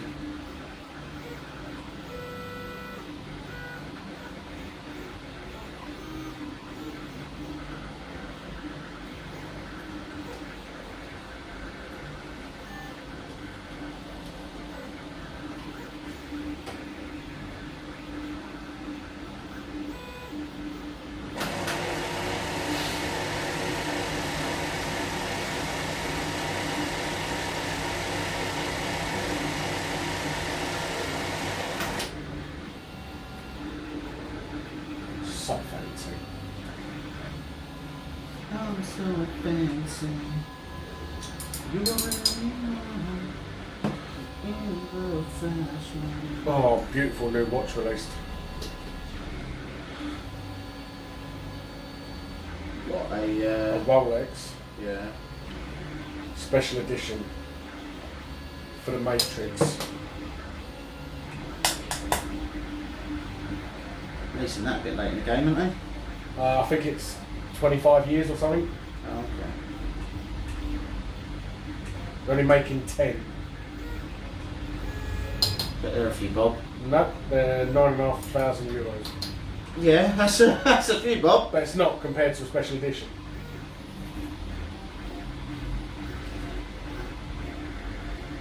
Yeah, that is cool. Yeah. But if you look on the face, it's got the Matrix running down the face. I really want one, but they'll all go to people who have spent 300 grand in the last couple of years in Rolex. Right. They'll go straight to them and no one will ever see one.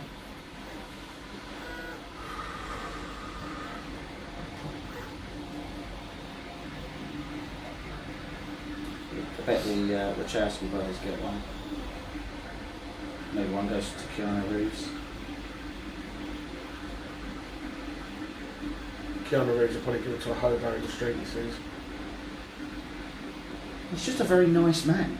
The nicest of all the men. Yeah. It does make everyone else look like they're a complete dick. Yeah, like you've never done anything good in your life. Yeah, because you'll never be Keanu Reeves. And also on the same token, like someone will go, oh yeah, but I've had like quite a bad life. I've had a lot of bad things happen to me. It's like, yeah, but not as bad as Keanu Reeves. Pretty much everyone he's ever liked is dead. Yeah.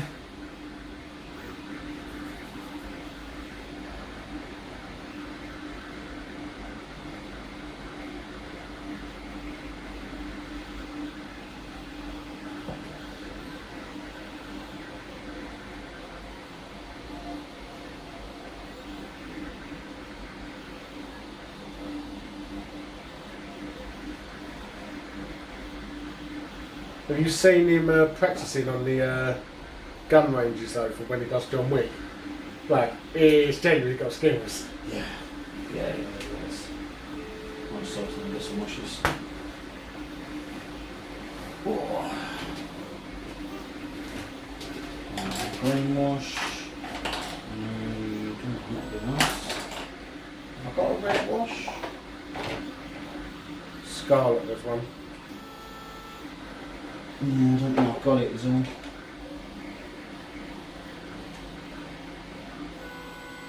I don't want gloss now. Makes me feel like I've left it over there somewhere.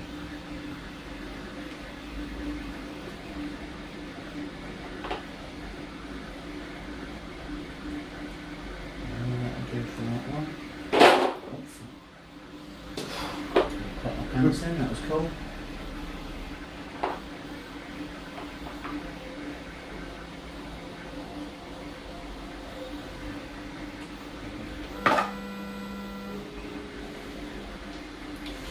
I needed a mischief in my plants then.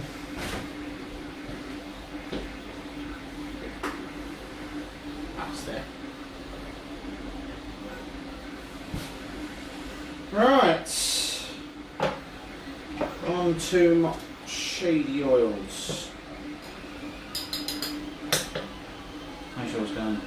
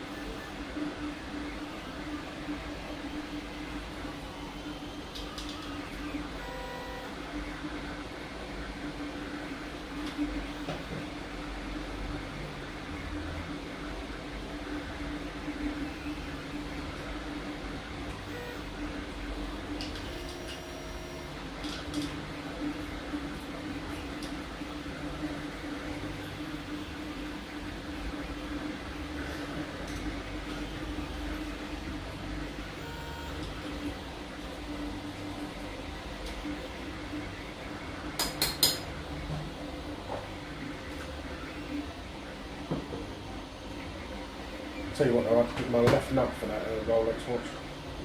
Would you? Yeah. Well, if you're very good, then you'll never get it. Yeah, that's pretty much the way that's going to go.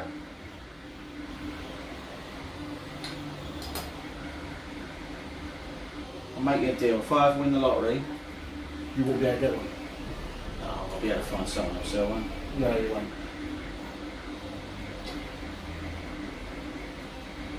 At that price, nobody would ever let one go.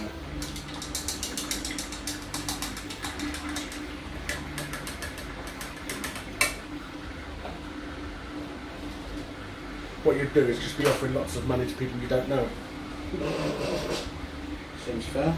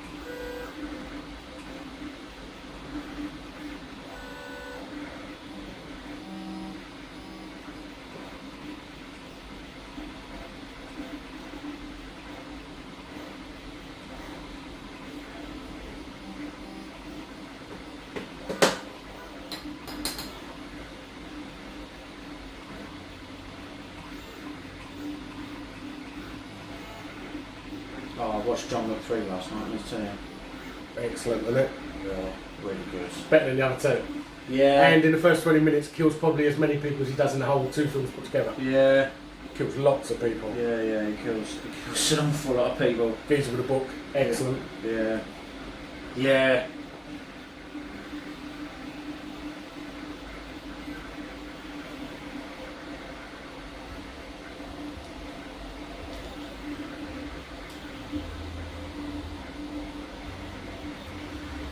like a bit of library murder. Super hard to get library murders nowadays as well. Yeah. Well, the library's closing.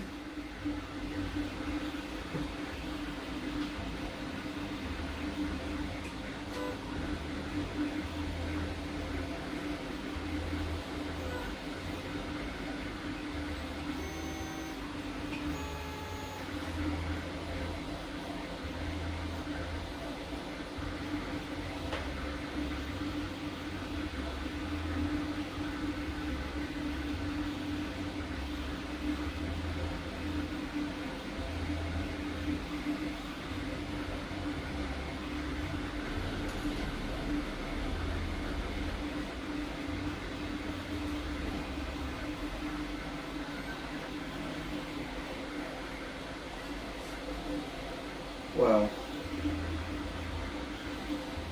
anything I might do is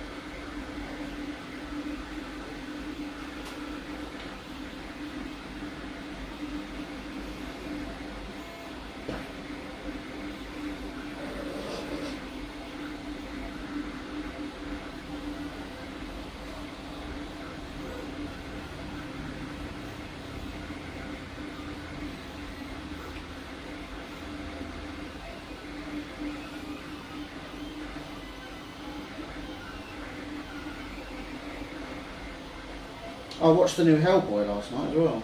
Any good? So it's a lot more gruesome than the old one. Right. A lot more gruesome. Just not a massive fan of their choice for Hellboy, to be honest. The storyline was good. See, Ron Perlman's was too good at it. Yeah. It's like Hugh Jackman. Yeah. You struggle to think of anyone as Hellboy other than Ron Perlman. Yeah. You can't think of Wolverine as anyone other than Hugh Jackman. Yeah. Yeah, it is very much like that, to be honest. That's no disrespect to the actor who did it, because he did a good job. The problem is half of it as well with Hellboy. The way you expect Hellboy to sound is Ron Perlman. Yeah. Yeah. All Ron Perlman was basically doing was just being himself in red paint. Yeah. Okay, guys and dolls, well, I'm done with this one. So I'm going to take Mike's phone and I'm going to do some little pictures outside.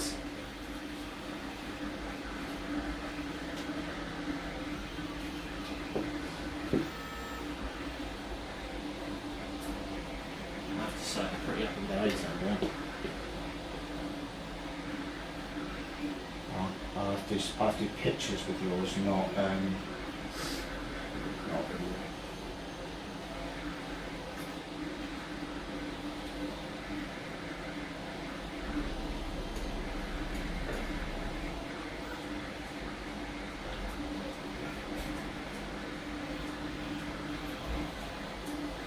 okay. Yeah. Okay.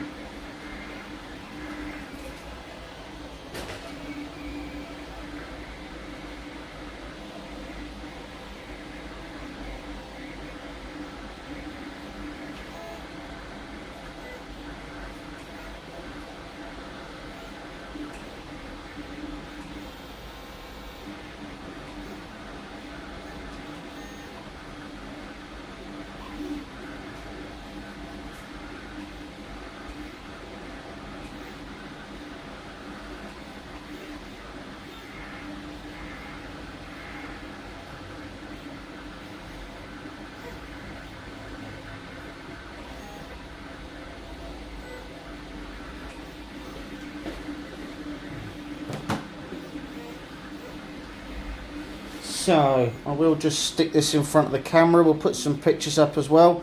But this is what he's looking like. I'm pretty happy with him. Obviously parts of him are still drying and those washes should come out a little bit. Doing this part is really hard, like doing inside of that. But yeah, I'm pretty happy with how he looks. I like the base and everything else. So this is how he's going to stay, I think. And he will take pride of place on one of my many already incredibly full shelves. I'm nowhere near finished. My model was crazy detailed compared to yours. You have a big flesh tone to do, I suppose. What else can I paint? Yeah, I don't know if you want to show that today. Yeah, so we've got Leonidas coming together. Really nice job on the flesh tones for Mike there. And some really nice jobs on his, I'm just zooming in on his deck at this point, but as you can see, It's a large part of the model. yeah, really nice details. He's doing a really nice job there. Got a paint cake for you. Can do. Moving.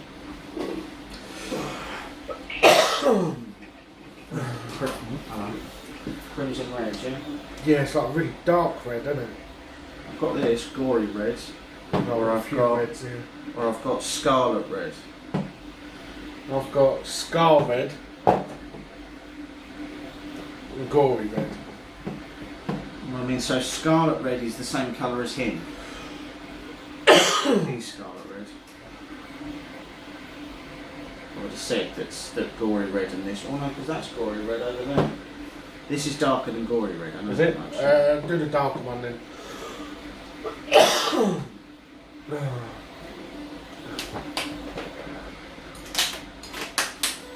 Actually, I'll tell you what I could do. I could airbrush it. You'll save a lot of paint. Yeah. See what? Oh,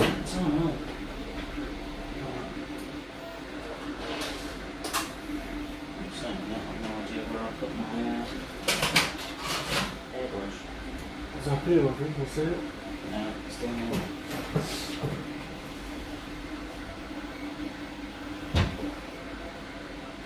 So I'm now going to airbrush this. Me and Mike use our airbrushes for different things. So I really struggle with doing any detail with my airbrush. Now there are plenty of people who do insane levels of detail with their airbrush. I'm just not one of them. I just can't seem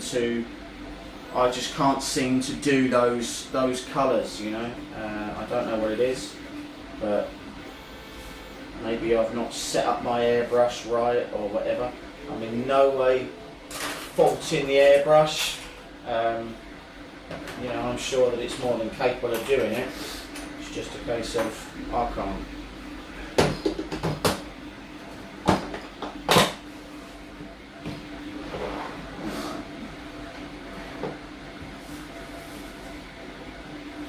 So, You got my phone? no, you've got your phone. It's in front of you. Oh yeah, I'll check the image. So I'm going to go and grab some more water, and then I shall return.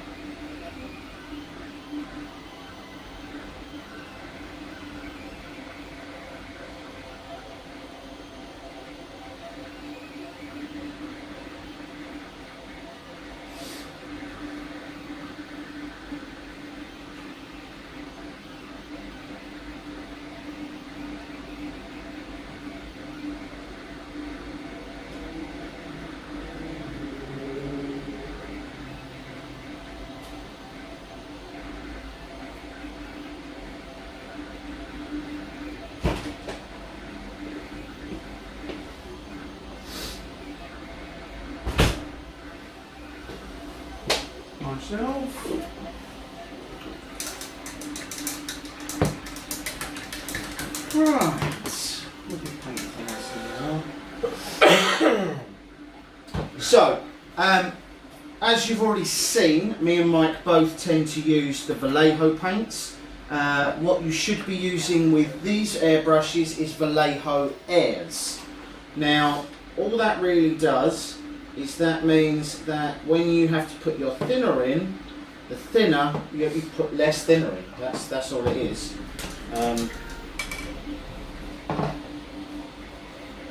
I'd be lying if I said I knew what the ratios were with these. I just always do it by eye. Yeah, I do it by eye as well. Put paint in and then I put some thinner in.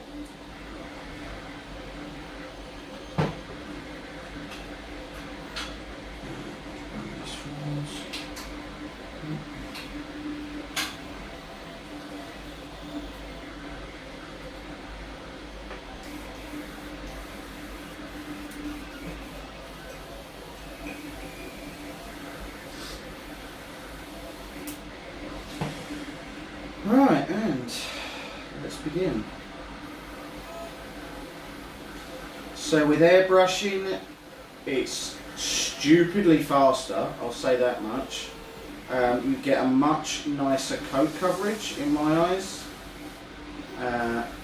but the main reason why we airbrush is just speed. Like the speed at which you can... And the amount of paint you use as well. You'll use probably a quarter worth of paint airbrushing that as you would doing it with a brush.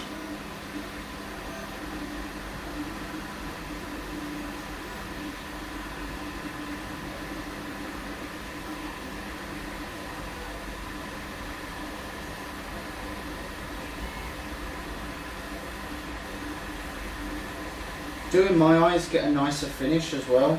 Yeah, I think it's because you're putting on much thinner coats and more of them instead of a like 1 or 2 thick coats. You're putting in. You can sometimes put on 3 or 4 thin coats. You don't lose any of the detail.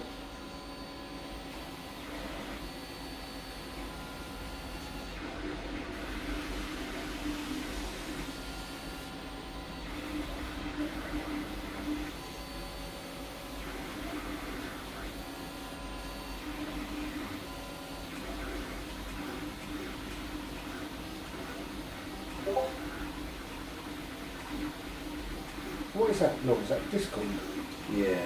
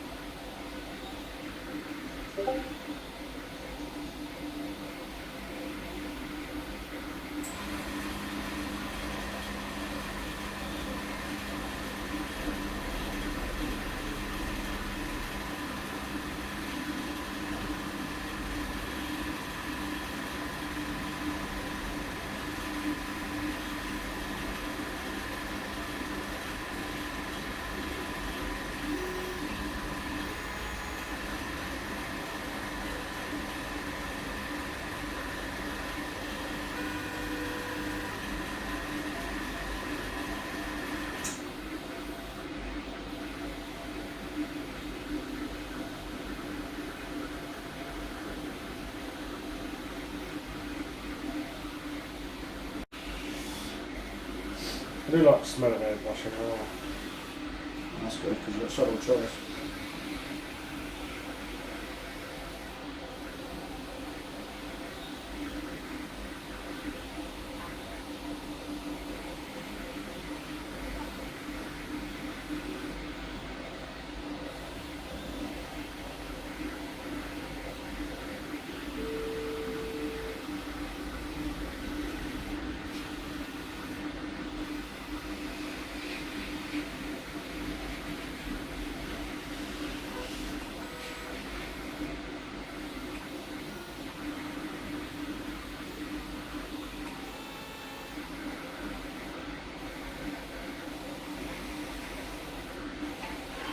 There'll be a lot of guides online that tell you that you should do this in a well ventilated area, and they're all right.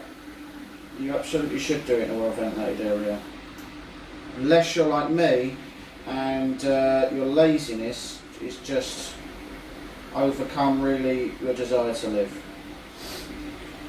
Luckily I've got a cold, so most of the killer chemicals ain't getting through. I feel like you'll drop before I do. Very possibly.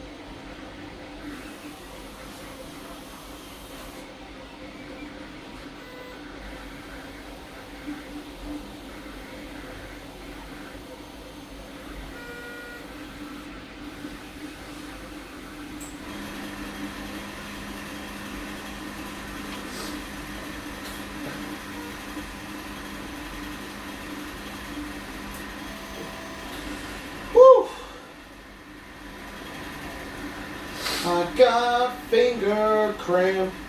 Finger cramp.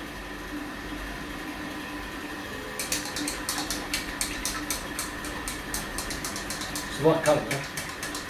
Yeah.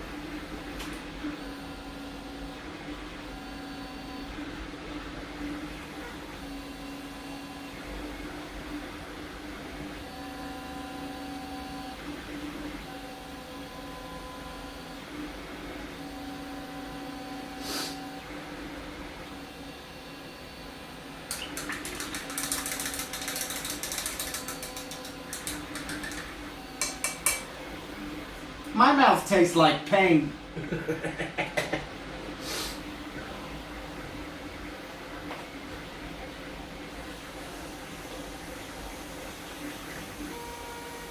Yeah. Yeah, it's looking good, man.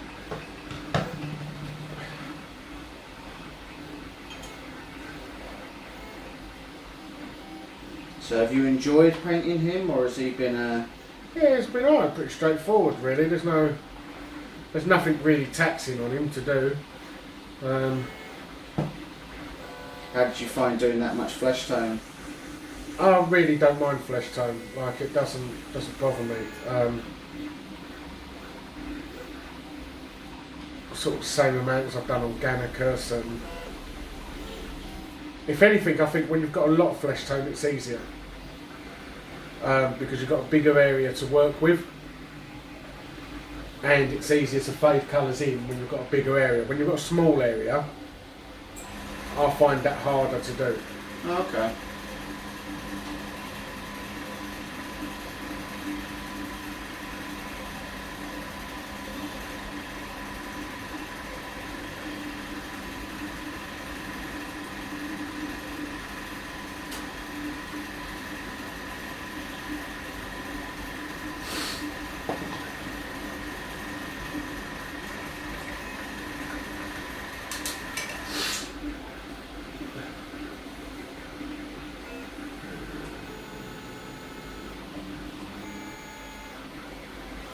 Where did I do the other colours?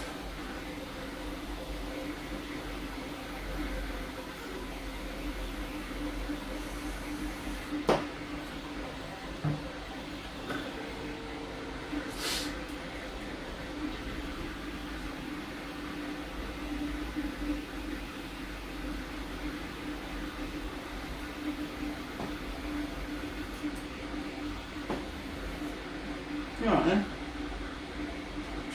Crack me off, yeah? Was that Yeah, it? yeah. Oh, yeah, okay. I just dropped something on now. What I do find strange is the fact you haven't brought up all the other ones I have done that were loud. They were large, yeah. I think the boys and girls at home would be very interested as to why your diet is so awful that causes you to constantly crap your pants. It's just part of my personality, I think.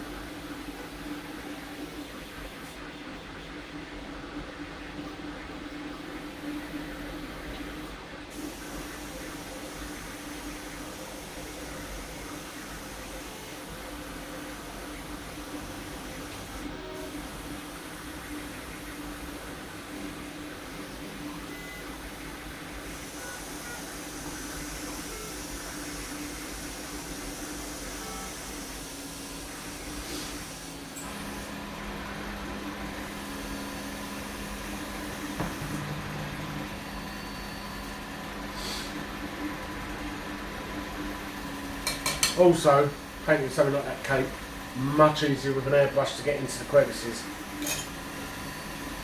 Painting inside some of them crevices with a brush would have been a bitch.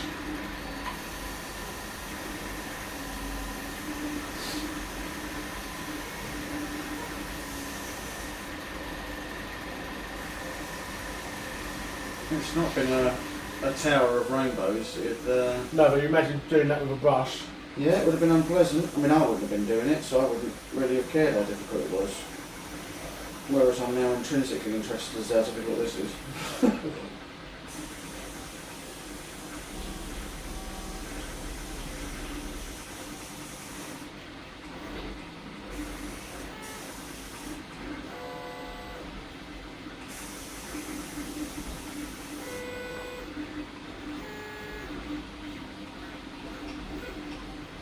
Happy with that?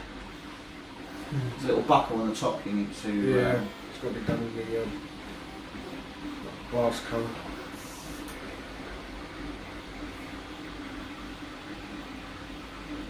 That's not the best way of doing that, is it? Talk about. Why don't you get to squeeze the bottle like I told you to? Don't need to squeeze it around.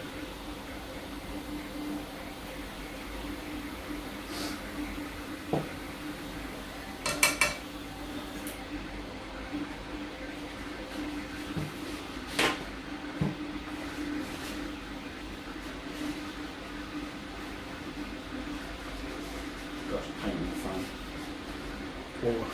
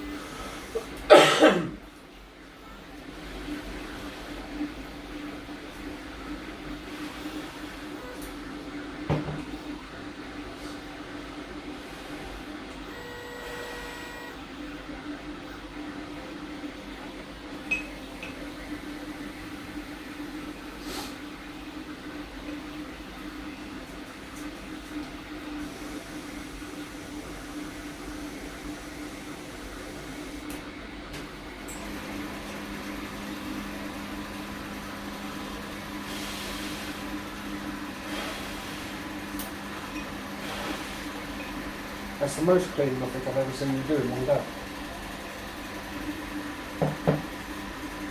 And you're relatively paint free on your side of the table. There's a bit of blue and a bit of red, but a bit of green. But apart from that, you're good. Compared to when you ruined Tim's Scan tablecloth. Yeah, it wasn't happy about that. That was a low point. That was definitely... his missus was so angry as well. Was she? Yeah, he wasn't happy.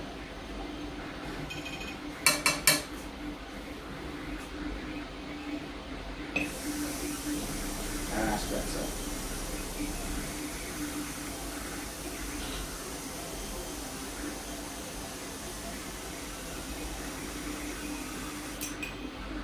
You weren't a tablecloth from like at home, was it?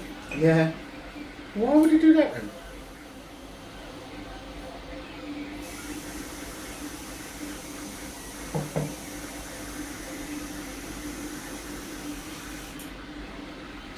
I've no idea. I think he just assumed that we weren't going to get it messy. Yeah. Which was a bold assumption. Have you got your glue and that together? Yeah, so over on the table behind the Citadel paints. Oh, your legs. Because I've got rickets.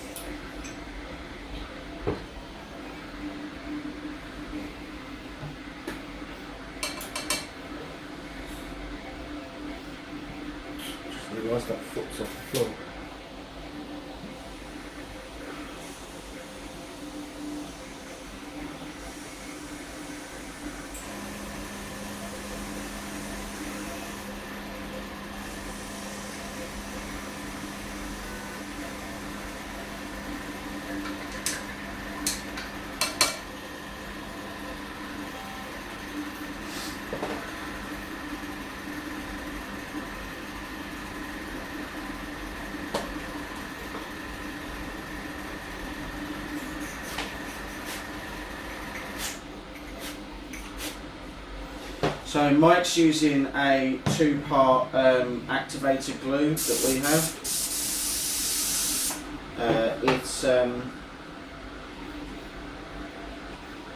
It's glue that you pour out of the tube, and then you use the spray aerosol activator. There's another one where you can buy it, and it's like a stick that you rub on whatever you want to activate. That's the one I use. I ain't got the spray. I use the like yeah, and I've got to be honest, I much prefer the spray than to the activator. But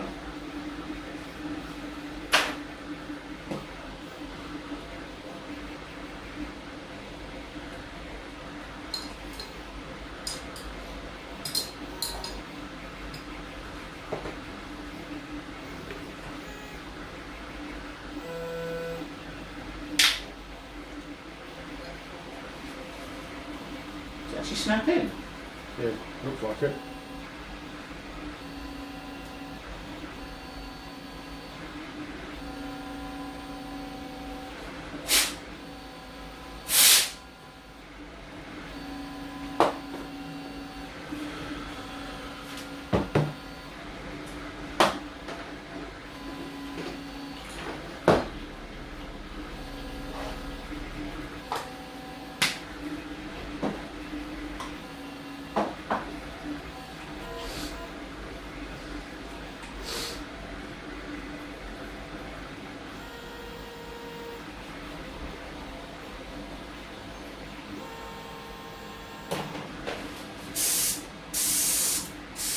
Well, that's a nice smooth action on that one. So for anyone interested, the airbrush that I have is a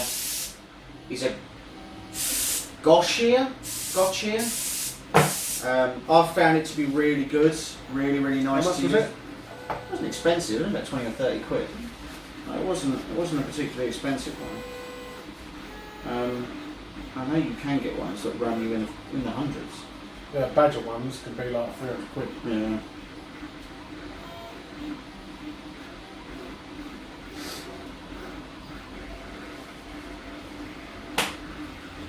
But as I spend all of my money on fixing my 3D printers, I don't know. Yeah, you've got spare cash for it. I ain't got spare cash for airbrushes. Because I spent your life buying hot ends and tool heads and sometimes frames. Yeah, that was a foray into stupidity. So Mike's talking about I had an ANET AA, terrible printer, and I decided that so you can do a conversion to what's called an AM8, which is where you take the ANET component parts and you put them inside of a 2040 frame, much like an Ender or a lot of other machines, making the machine a lot more sturdy. So I toyed about with the idea of doing it, and I decided I was going to do it. And then, as I was doing it, I decided that the reality of the AA is it has a lot of other issues as well. So those issues are things like it doesn't have MOSFETs, so the beds have a tendency to get a little bit on fire. Then there's Scorchio. Yeah, Scorchio. So then there's a couple of other issues with the main board being terrible. The interface, like the UI, although it's Marlin, the actual click wheel and everything, and the LCD are really bad. All sorts of other things. So I decided I was going to do what's called a Prusa Bear, which is where theoretically you buy all the component parts of a Prusa, but rather than building a Prusa clone, you instead make this bear frame, and then all the Prusa parts go in it. So I was falsely under the impression that, having had the experience of being able to fix printers, that building a printer was therefore an inevitable end of my journey, and that is just not true. So still super hard. So I did the firmware changes and things like that. Theoretically, it worked. There were a couple of issues in the firmware that I still had to fix, but I bought a couple more printers off of an auction site, and in the end I just decided I didn't have a choice. I needed to get rid of that printer to make room for all the others. So so that ended up going to Arif at 3D Filer Print, and he will either get it up and running, or he'll butcher it for parts, or he will do whatever he likes to it, and I end up getting rid of that. So that was a foray into stupidity, really. It lasted a long time as well, didn't it? Yeah, it took me ages to try and build it, trying to put it all together, waiting for parts to turn up, because all the parts that you need, because they're clone parts, they all pretty much have to come from AliExpress. So it took ages for the frame to turn up. It took ages for everything to turn up. Have you actually grown something out of your glue? No. Oh, was that printed? No, it's not printed. That's a bobblehead. Oh, I thought you planted something in the top of it. Yeah. So I was almost impressed then. Very nearly. So it didn't work out, and I've since abandoned the project and given it to Arif to repair. Right, do you want to get this cape glued on? I'm probably not going to glue it on until I get home because I've got to travel now. Fair enough. And I feel like that could be super snappy. No, I don't think so. But I think it's still wet at the minute anyway. No, it's not. It's dry now. Looks wet, like I can see all wet on it. Touch it. I don't need to, I can see it's wet. But touch it. Touch it and see if it's wet. Just touch. So anyway, if you want to just show the camera your finished Leonidas.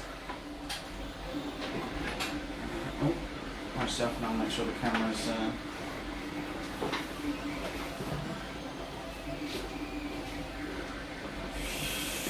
Right, so as you can see, this is Mike's Leonidas. Obviously the base, for, as you said, is still at home. I've still got to do I've printed the spear and the swords, they've got to be painted yet though. So he's done a really nice job on the shield and the weather in there. A really good job on all the flesh tones, and as you can see all of that. The cape is very large. Did that go on the end during the end of the cape? 3 pieces of printed in. Right, fair enough. So yeah, so that is Leonidas for you. We'll put some pictures up once he has, once he's painted the spear, and once he's done the sword, and obviously once he's painted the base at home. But he's waiting for those Crackle paints to turn up. So that's it. Thanks very much for your time, guys. Thanks for watching. Don't forget to subscribe, and yeah, we will see you soon with some results. 2,000 years later.